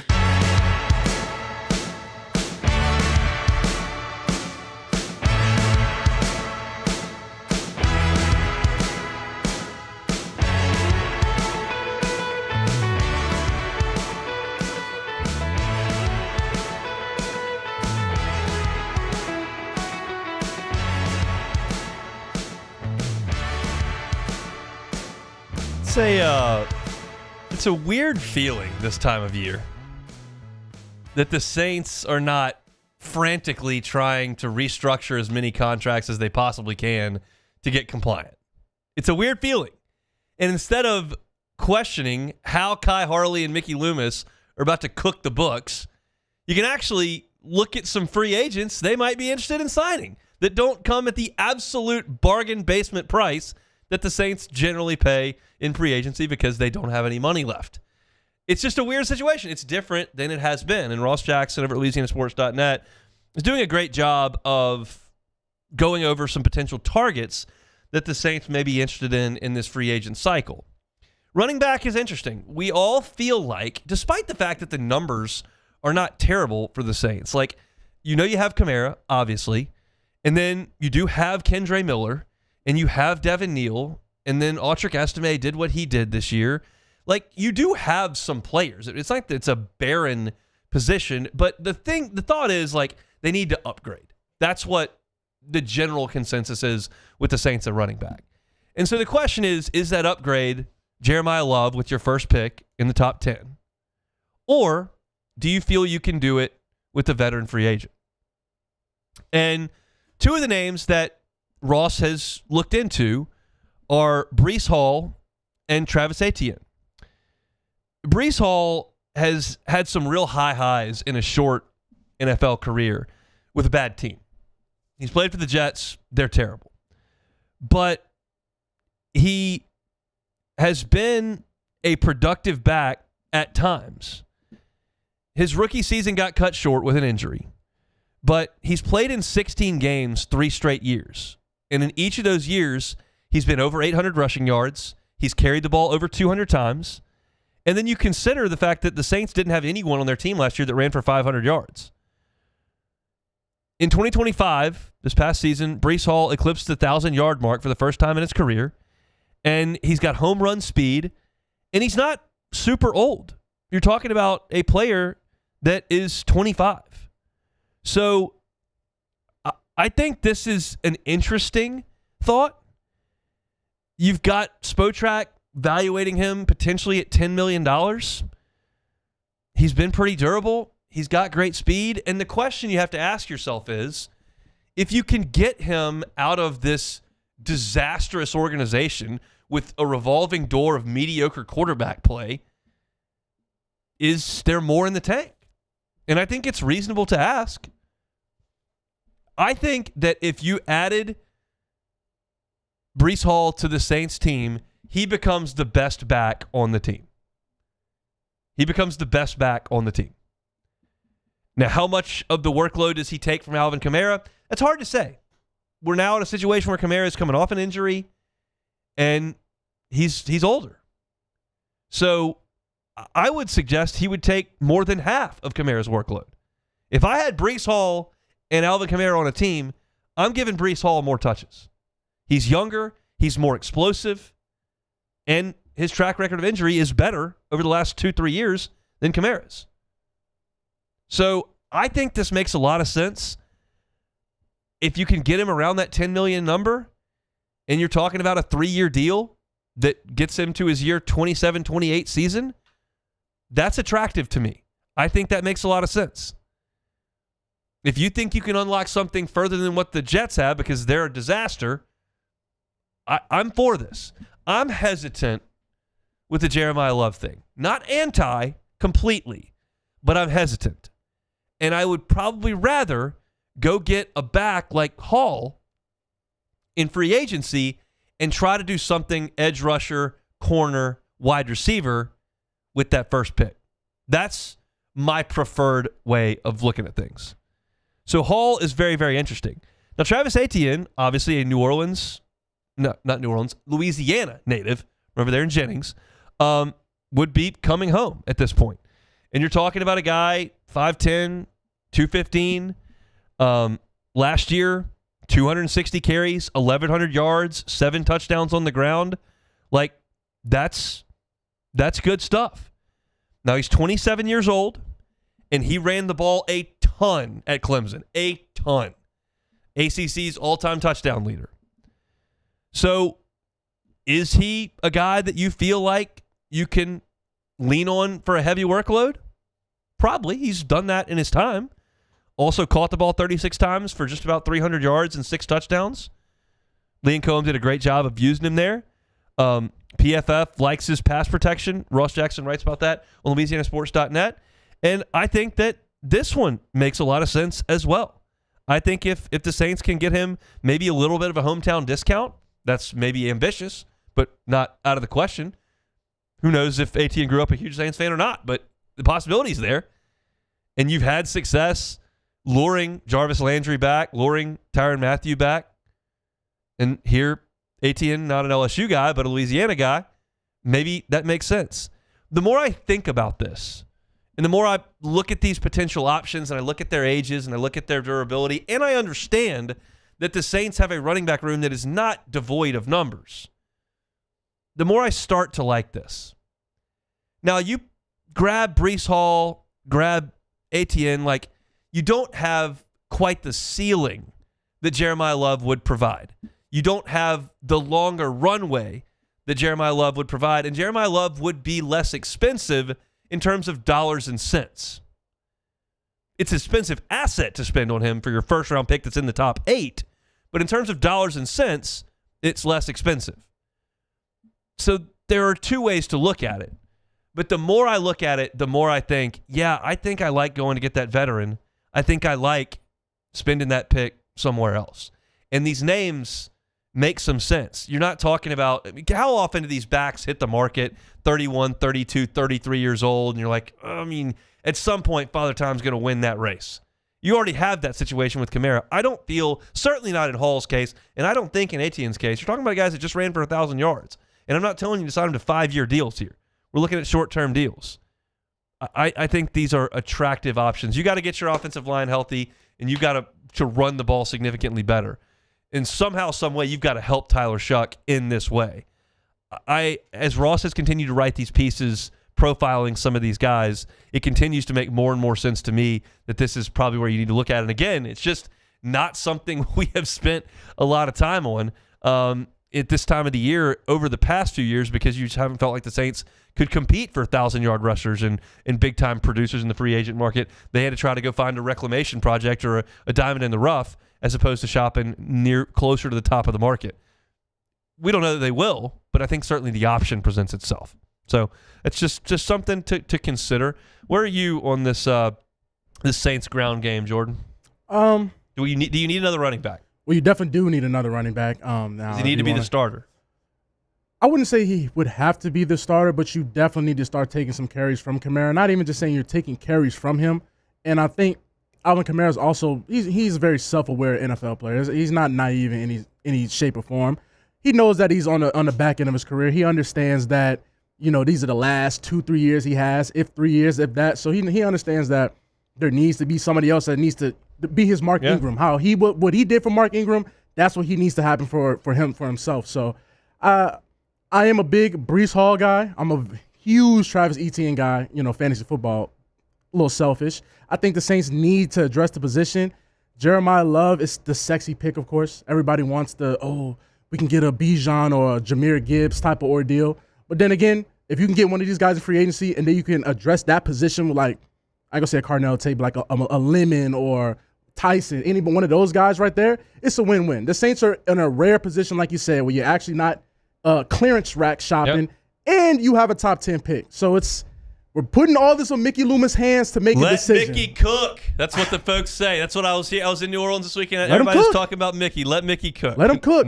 He's going. Look, Hunt. Mickey has to show me. I will get off his back. If you do what you got to do this draft, you got me, Mickey. I'm back in. Let Mickey cook. Let him cook. My man Tyler Shuck goes out there, gets like 3 wins, and that's all we needed. New Orleans is wrapping their arms back around Mickey. That's all we needed. What a thing of beauty that we've got here in the Crescent City. There were some old Saints that were out on the route over the couple of days. Sean Payton was out there enjoying some cocktails. What is he doing? Saw Cam Jordan out there on a motorized recliner. Go to Denver, bro. It's 33 degrees in Denver. Don't come down here 75 and outside we got short sleeves and all that, bro. Go to Denver, bro. It's 33 degrees. I'll tell you this. I enjoyed being on the route yesterday in shorts and short sleeves. I've been out there freezing many a time. So to have a nice warm Mardi Gras was quite enjoyable. Exactly. I'm hurting today, though. You're hurting. Like, there used to be, there was a time where the physical demands on Mardi Gras for me, back in the college days, were you're drinking for 18 hours in a row, not sleeping on a couch somewhere, walking 2-3 miles, doing all that kind of stuff. That was what the physical toll was once upon a time.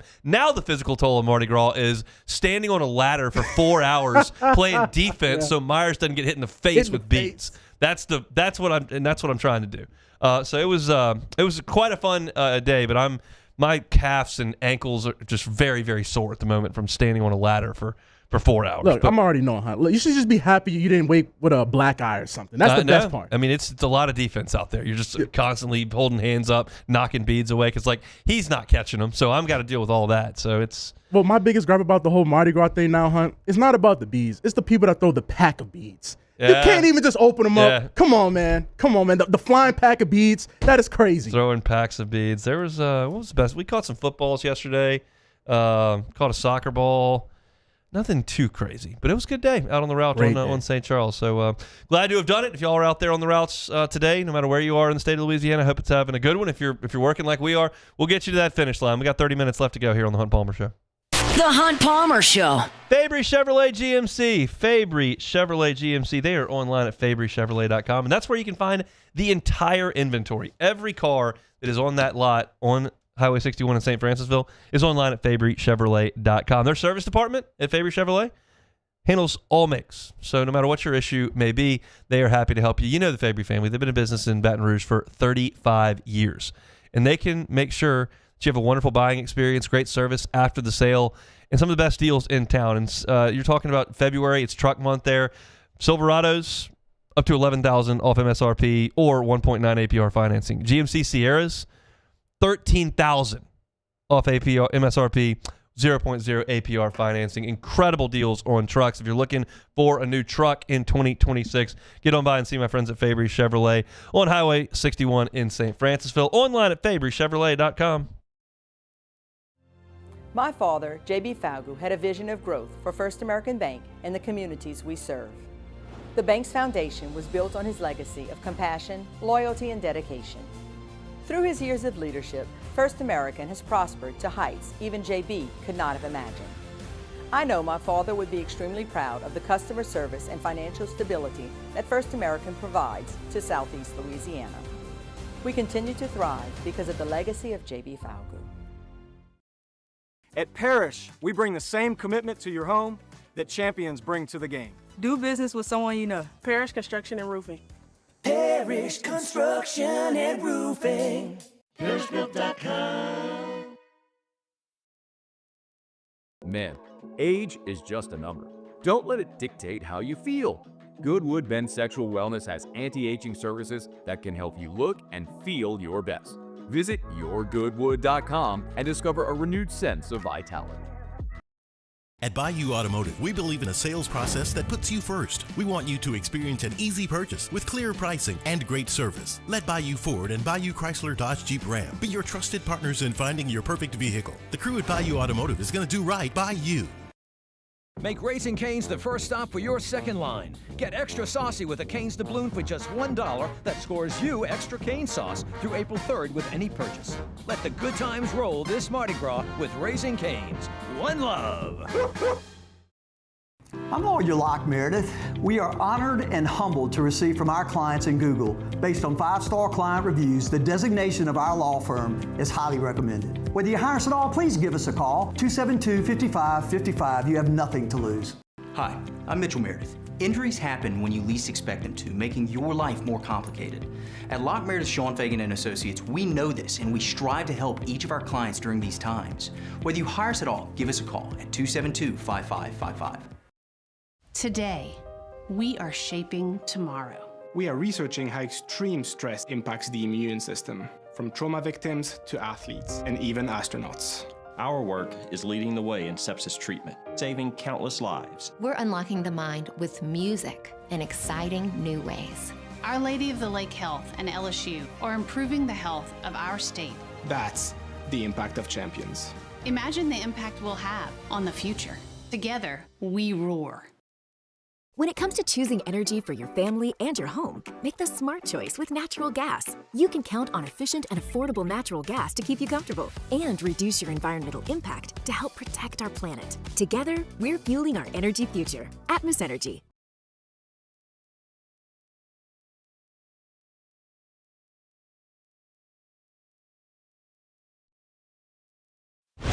You're listening to The Hunt Palmer Show on 104.5 ESPN, Baton Rouge.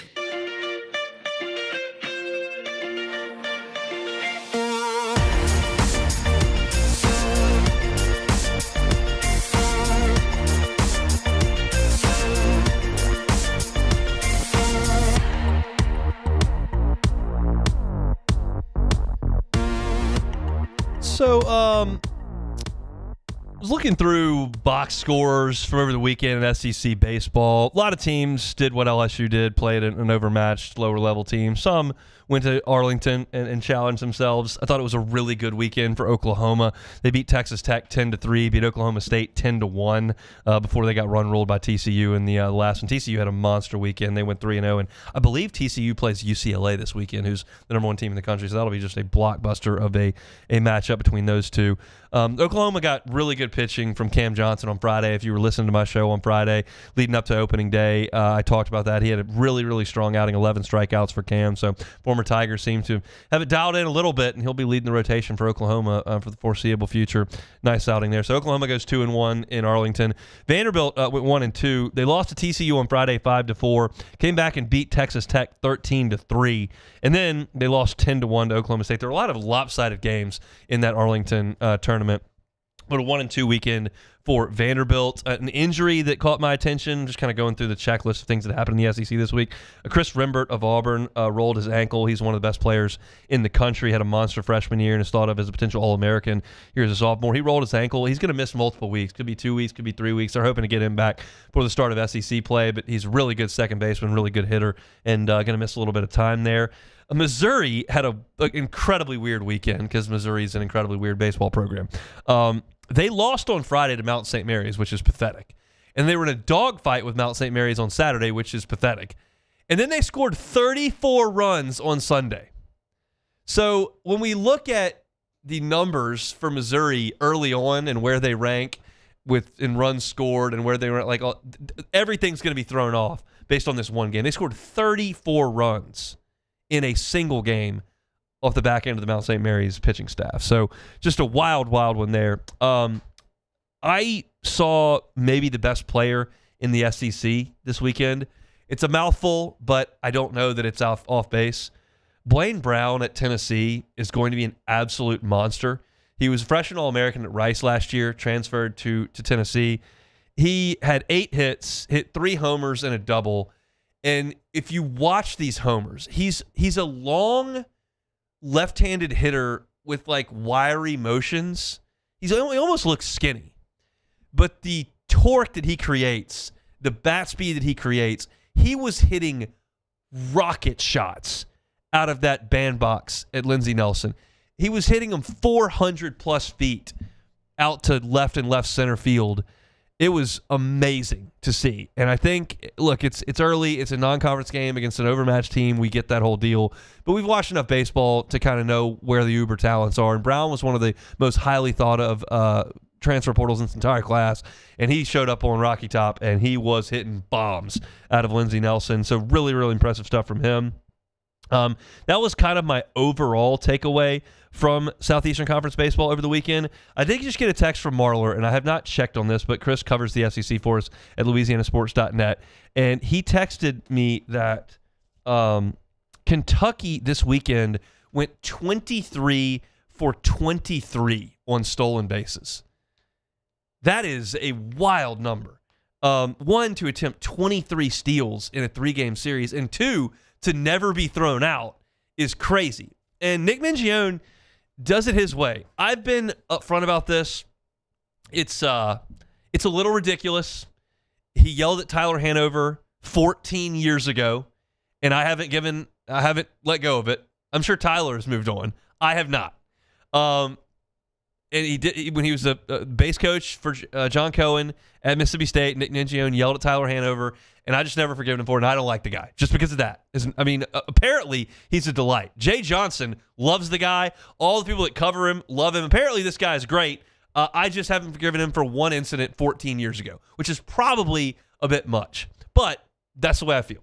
So he is doing it his way in Lexington. Like, they don't have a bunch of dudes that throw 95, which everyone else does. They do not hit for power, which everyone tries to do. They play defense, and they steal bases, and they don't strike out, and they walk a lot. And, like, it's an old-school throwback way to play baseball, and he's had a lot of success with it. Kentucky has been one of the most difficult baseball programs to win at in the Southeastern Conference. He got them to Omaha a couple of years ago and has had a competitive team. Certainly got to the Super Regional against LSU in 2023, and it appears this team's going to try to do it the same way. And, like, I'm one where I think you got to do it with power arms and power bats. I think that's how you win. I think you win with power bats in February, in March, in April, and May, and then in June you win with power arms. That's what I think. And Kentucky doesn't have either one of those, and they're hard to get, and it's a premium deal. And I don't know how much NIL support Kentucky has, and I don't know how much they're going to allot revenue sharing to baseball. Like, I don't know what the situation is for Nick Mingione there, but they're certainly doing it a different way. And it's very, very interesting to have sat back and watched for sure. Arkansas looked okay. They go 2-1 in their first weekend in Arlington. That's a team that LSU does not play this year. It's just a weird happenstance. It feels weird. It's not a weird happenstance because we know how the schedule's made up. You got to miss 4 or 5 teams. And LSU is going to miss Arkansas this year, but I'm still keeping an eye on them because I think they're a legit national championship contender. And they got some pretty good pitching from some new guys. They certainly don't have Zach Root anymore, and you're curious what Gabe Gackel is going to bring. I didn't see Gackel's line. I know they got a nice start from their Saturday pitcher, but I want to know what Gabe Gackel's line was. So what I'll do is go ahead and pull it up because it's all right here on the internet. Because I just don't understand how Gabe Gackel, with the stuff he has, can struggle the way that he did as a starter. He went 4 1/3, gave up 1 earned run, struck out 9, walked 1. So good outing from Gabe Gackel. They got really good stuff from Colin Fisher, Tate McGuire as well. And then Hunter Dietz did not have it in his game. So curious. It's a different lineup that Arkansas is running out there this year, but Kuhio Eloy did leave the yard, and Ryder Helfrich hit 2 home runs. Ryder Helfrich, potential SEC Player of the Year for the Hogs. So that's kind of my look around the Southeastern Conference for baseball. Big stories, great pitching for Oklahoma, crazy stuff for Missouri. Vanderbilt gets off to a 1-2 start. Chris Rembert with the injury. Blaine Brown from Tennessee is an absolute monster. And Arkansas starts 2-1 at Globe Life. They're actually going to play again in Globe Life against Tarleton State today. So a four-game trip to Texas for Arkansas before they head back to Fayetteville. So LSU, of course, this week has got today against Kent State at 6 o'clock tonight. They will play Nichols on Wednesday. They will go to Jacksonville on Thursday, and they will play Indiana come Friday in Jacksonville. Notre Dame in Game 2 on Saturday, and then Central Florida coming up on Sunday. I do know that some of y'all have had problems in the past with the streaming of these peak events tournaments. That is something that the folks at D1 Baseball are very well aware of. I think if you go over to Tiger Droppings, you see that Kendall Rogers will pop in there and try to help out and troubleshoot. But they've put a lot of time and effort into this tournament that LSU is going to play in this weekend in Jacksonville. They understand that LSU swells the servers to a level that the other schools in these tournaments do not. That's just the way it is. LSU's got a bigger fan base and a bigger following that's going to pay to stream these. And I know that y'all have had issues with that in the past.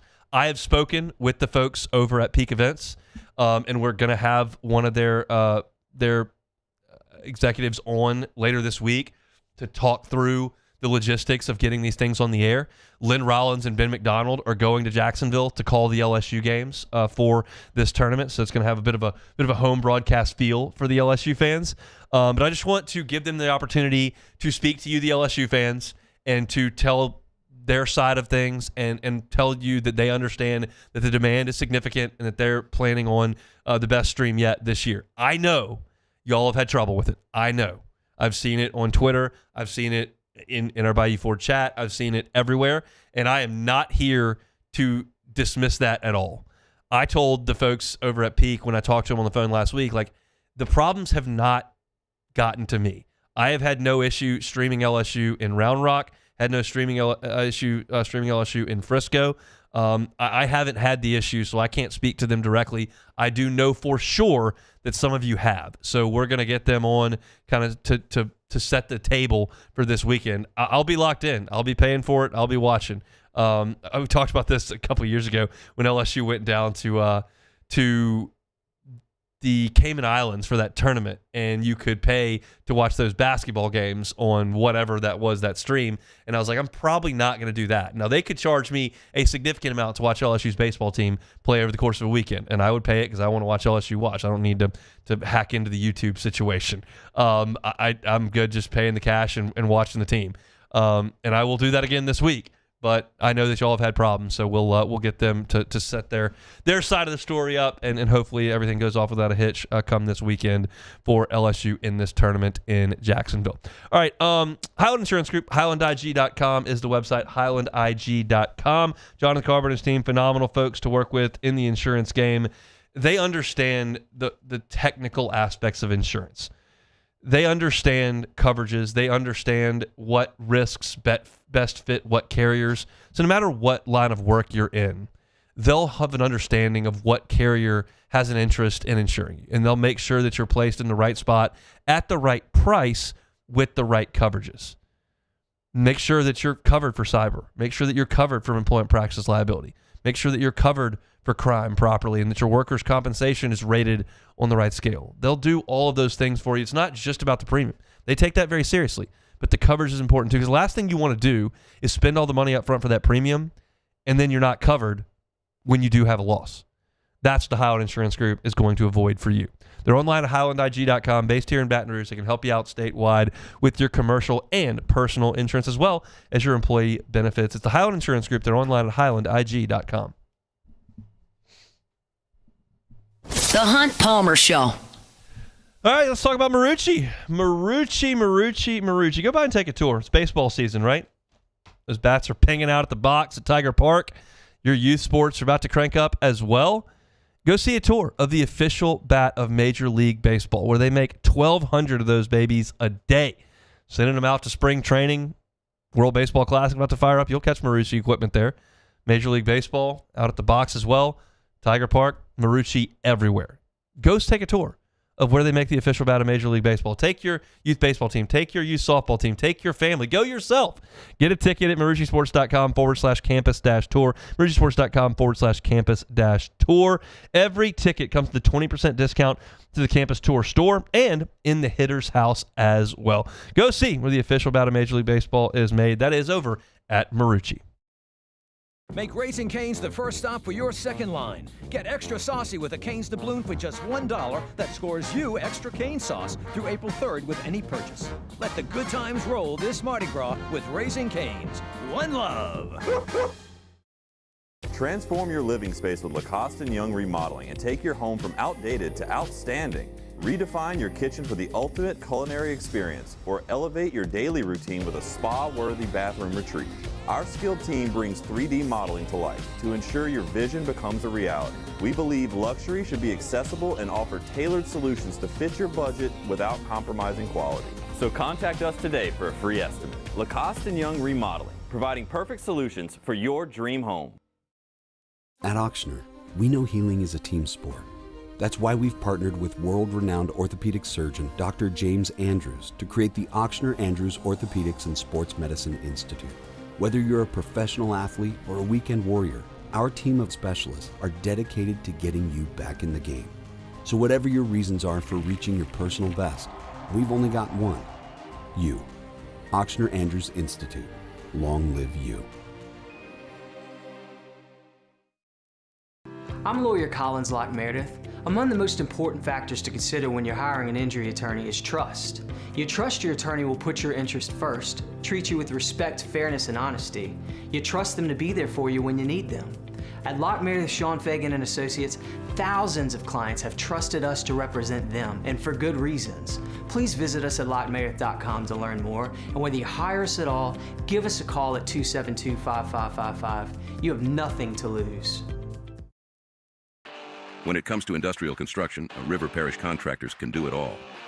Mechanical, structural, custom fabrication, specialized welding, and turnaround services. Strategically located in between Baton Rouge and New Orleans, we have the local team with the experience and commitment to safety to manage the most complex industrial projects. Period. Here's the deal. Partnering with us means your project is delivered on time, on budget, and most important, safely. River Parish Contractors, let's get building. I'm Gabrielle McLeod on behalf of the Louisiana Propane Dealers. I have spent hundreds of hours preparing for scholarship competitions. That preparation paid off when I won the Fitness and Talent Awards along with the title of Miss Louisiana. The Louisiana Propane Dealers are also pretty talented and want you to be prepared for when the power goes out. Visit LouisianaPropane.com to find out about propane generators and other safety tips. Louisiana Propane, it truly is the fuel for our future. Looking for the ultimate game day experience? Come to the Queen Casino in Baton Rouge. Wall-to-wall TVs mean you'll see every touchdown in HD. Place your bets and feel the thrill of This is the Hunt Palmer Show on 104.5 ESPN, Baton Rouge.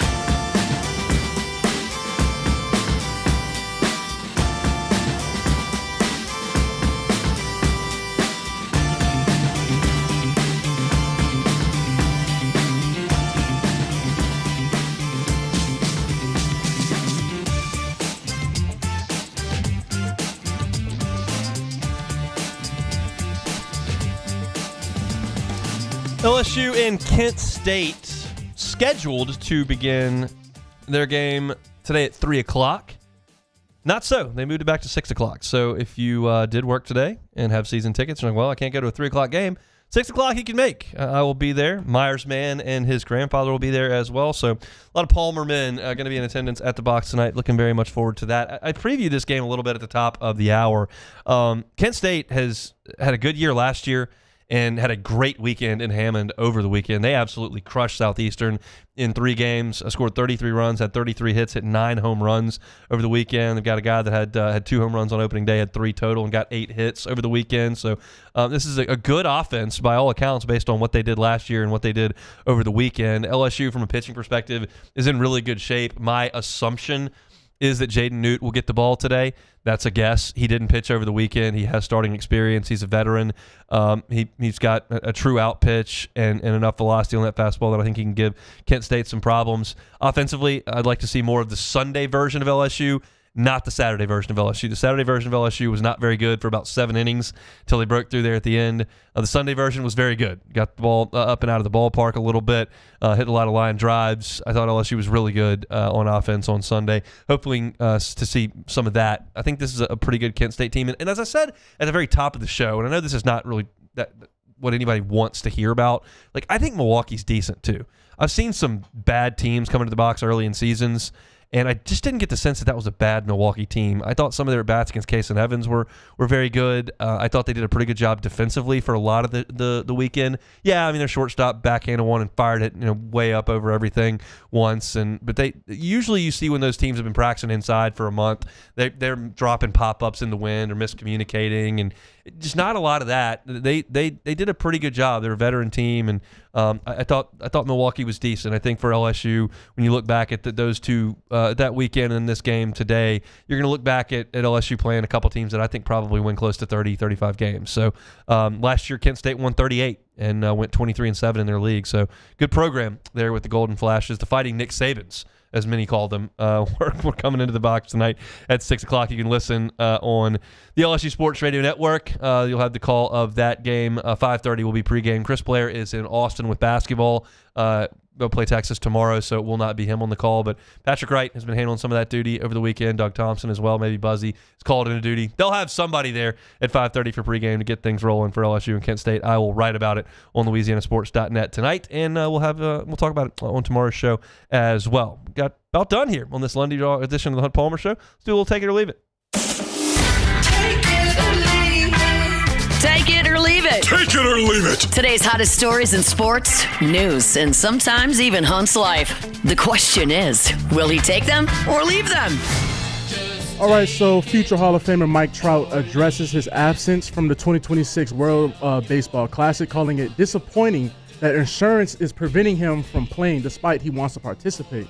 So the Athletic Sam Blum explained that Trout might have risked his $35 million contract if he played in the WBC without insurance coverage. He's not the only star who will be missing it, the international tournament, as Houston Astros, Jose Altuve, and Carlos Correa also don't have insurance and can't play. So guys not having insurance What can't in the play. world? Take it or leave it? I mean, I guess I'll take it. That's where we I'll are. take I it. mean, look, these guys make a lot of money. Yeah. And I don't think that ownership loves paying guys a lot of money not to play. So you can't go out there and get hurt. We know that the Mets closer now he's the Dodgers closer, Edwin Diaz, went down there in Puerto Rico, and he got hurt and missed a whole season because of the World Baseball Classic. They were celebrating after a game and got hurt and missed a whole year. So I get it. Like, the Cubs have a huge presence going to this World Baseball Classic. They've got Pete Crow Armstrong, Alex Bregman's playing as well, Matthew Boyd's pitching, and then they got Seiya Suzuki for Team Japan. They got James Tyons playing for Canada. So Cubs have like 8 or 9 guys that are playing in this, and it's a lot of the Cubs beat writers have talked a lot about it. It's a little bit nerve-wracking. The Cubs are being cool about it. Their GM came in their press conference and said, yeah, we want guys to go out there and play, but you're putting yourself at risk, and especially pitchers who are ramping themselves up so quickly in the middle of February here. It's tough, but again, it means a lot to represent the country, and guys like Bregman really want to play, so here they are.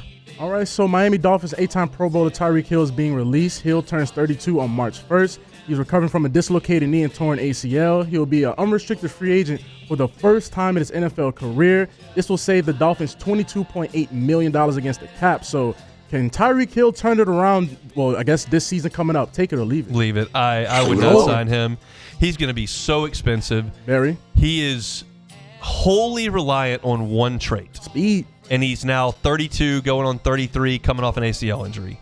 I'm out. You out. Like Mark Cuban .gif, I'm out. Like I there's no shot. I'm taking a guy who is only speed, who's now getting older and coming off an injury. No shot. 5'8" receiver, so it's not like, he's a big body. Not going over the middle and making contested catches, not being a red zone target. No, this is pure speed, and that speed is almost certainly going to take a hit next year. So are we living in a universe where somehow the Chiefs get him on some discount to somehow bring Tyreek Hill back? Yeah, but I don't think that would be a good plan because he's still going to be expensive. Very. I mean, yeah. And let's be real. Like, off the field? Not the greatest locker room situation. Like, my man is he's in the news. He's got some drama that follows from time to time. He'll talk. I could not be more out. Couldn't be more out. I agree. So Mets owner Steve Cohen said Monday he will never name a team captain as long as he's in charge, ceasing the speculation that Francisco Lindor was going to get the title. So this is what Cohen said. My view is every year the team is different and had let the team figure it out in the locker room without any type of designation. Cohen said actually having a captain in baseball doesn't happen quite often. It's actually unusual. Yeah. So, Chief said, so is team captain in baseball pointless? Take it or leave it. I'll leave it. I mean, I think there's something to it. I wanted the Cubs to make Anthony Rizzo a captain for years, and they never did it. They don't ever have one. Yankees generally do, and there have been teams that will do that. I like it. I think it means a lot, and I think it can give players a sense of direction and purpose. But it's not necessary. And if he feels like there's more drama than it's worth, I'm with it. There's also an element of it, like the Yankees had Jeter for so long, and the Mets are little brother in that town, so we're going to do things a different way. Not like maybe that's it. Maybe it's not. But yeah, you also don't want to do something like if you have a team captain and then you want to, he's not playing very well, you want to move on from him. Like how do you do so there can be issues, and I don't have a big issue with that. But yeah, I wanted Rizzo to be a captain. We always used to tweet out, put a C on his chest, but they never did it. Well, that's it for Take It or Leave It. That's awesome. That's it for us here on this Lundy Gras. Appreciate y'all hanging out with us, whether you've been working today or not. It's just always it's a weird vibe around the office today. Some folks in, some folks not. Tomorrow our staff is off, except for the on-air staff, so we'll be here doing our show, but it'll be a pretty quiet building. I've got the sense there's a lot of that going on, a lot of tired faces after a great weekend here in South Louisiana. But we'll be back tomorrow, and looking forward to reacting to LSU and Kent State, preview LSU and Texas on the hardwood. We'll talk to Glenn West as well, so plenty to do on this Tuesday show tomorrow, so we will be here. If you missed any of today's show, of course, you can catch it on demand wherever you find your sound. Hunt on LSU is our LSU channel. Hunt on Saints is our Saints channel. Saints Perspective today talked about running backs, Breece Hall, Travis Etienne. Do they make sense to bring in to New Orleans? I gave my thoughts on that. From an LSU perspective, new patches on every jersey across campus. What are my thoughts on it? Might not be exactly what you think, but you'll have to go back and listen at Hunt on LSU. We also recapped LSU's long weekend in baseball. Did about 45 minutes on that, so feel free to go check that out at your convenience. I'll be out at the box tonight. I'll have a story up on LouisianaSports.net. We'll be back in the action tomorrow. Musso is going to drive you home today on After Further Review. We will see you tomorrow. The Hunt Palmer Show. Swing Easy Golf Club, swingeasygcbr.com. Always an awesome, awesome place to go out there and play a little bit of golf or work on your game. This is a tough time of year to work on your game. It gets dark a little bit early. Oftentimes there's cool weather. It can get a little bit nasty and rainy. It doesn't dry up as quickly. It's just not a great time to go and hit balls. Well, maybe you need to go to Swing Easy Golf Club and do it where it's climate controlled. And you can work on that simulator. You can see your shot's trajectory. You can see your ball speed. You can see your carry distance. You can see your club face at impact and get a sense for what you're trying to work on this time of year with your golf game. Turn on that driving range setting. Just go in there in your private bay. Get a couple cold beers delivered over to your bay. Turn some music on. There's a television there. Bring some friends or just hang by yourself. It's a great, great spot to work on your golf game. They're on Segan at Perkins. Again, on Segan at Perkins. Can't miss them. Stop on by today or later on this week at Swing Easy Golf Club. They are online at swingeasygcbr.com. swingeasygcbr.com. Transform your living space with Lacoste & Young Remodeling and take your home from outdated to outstanding.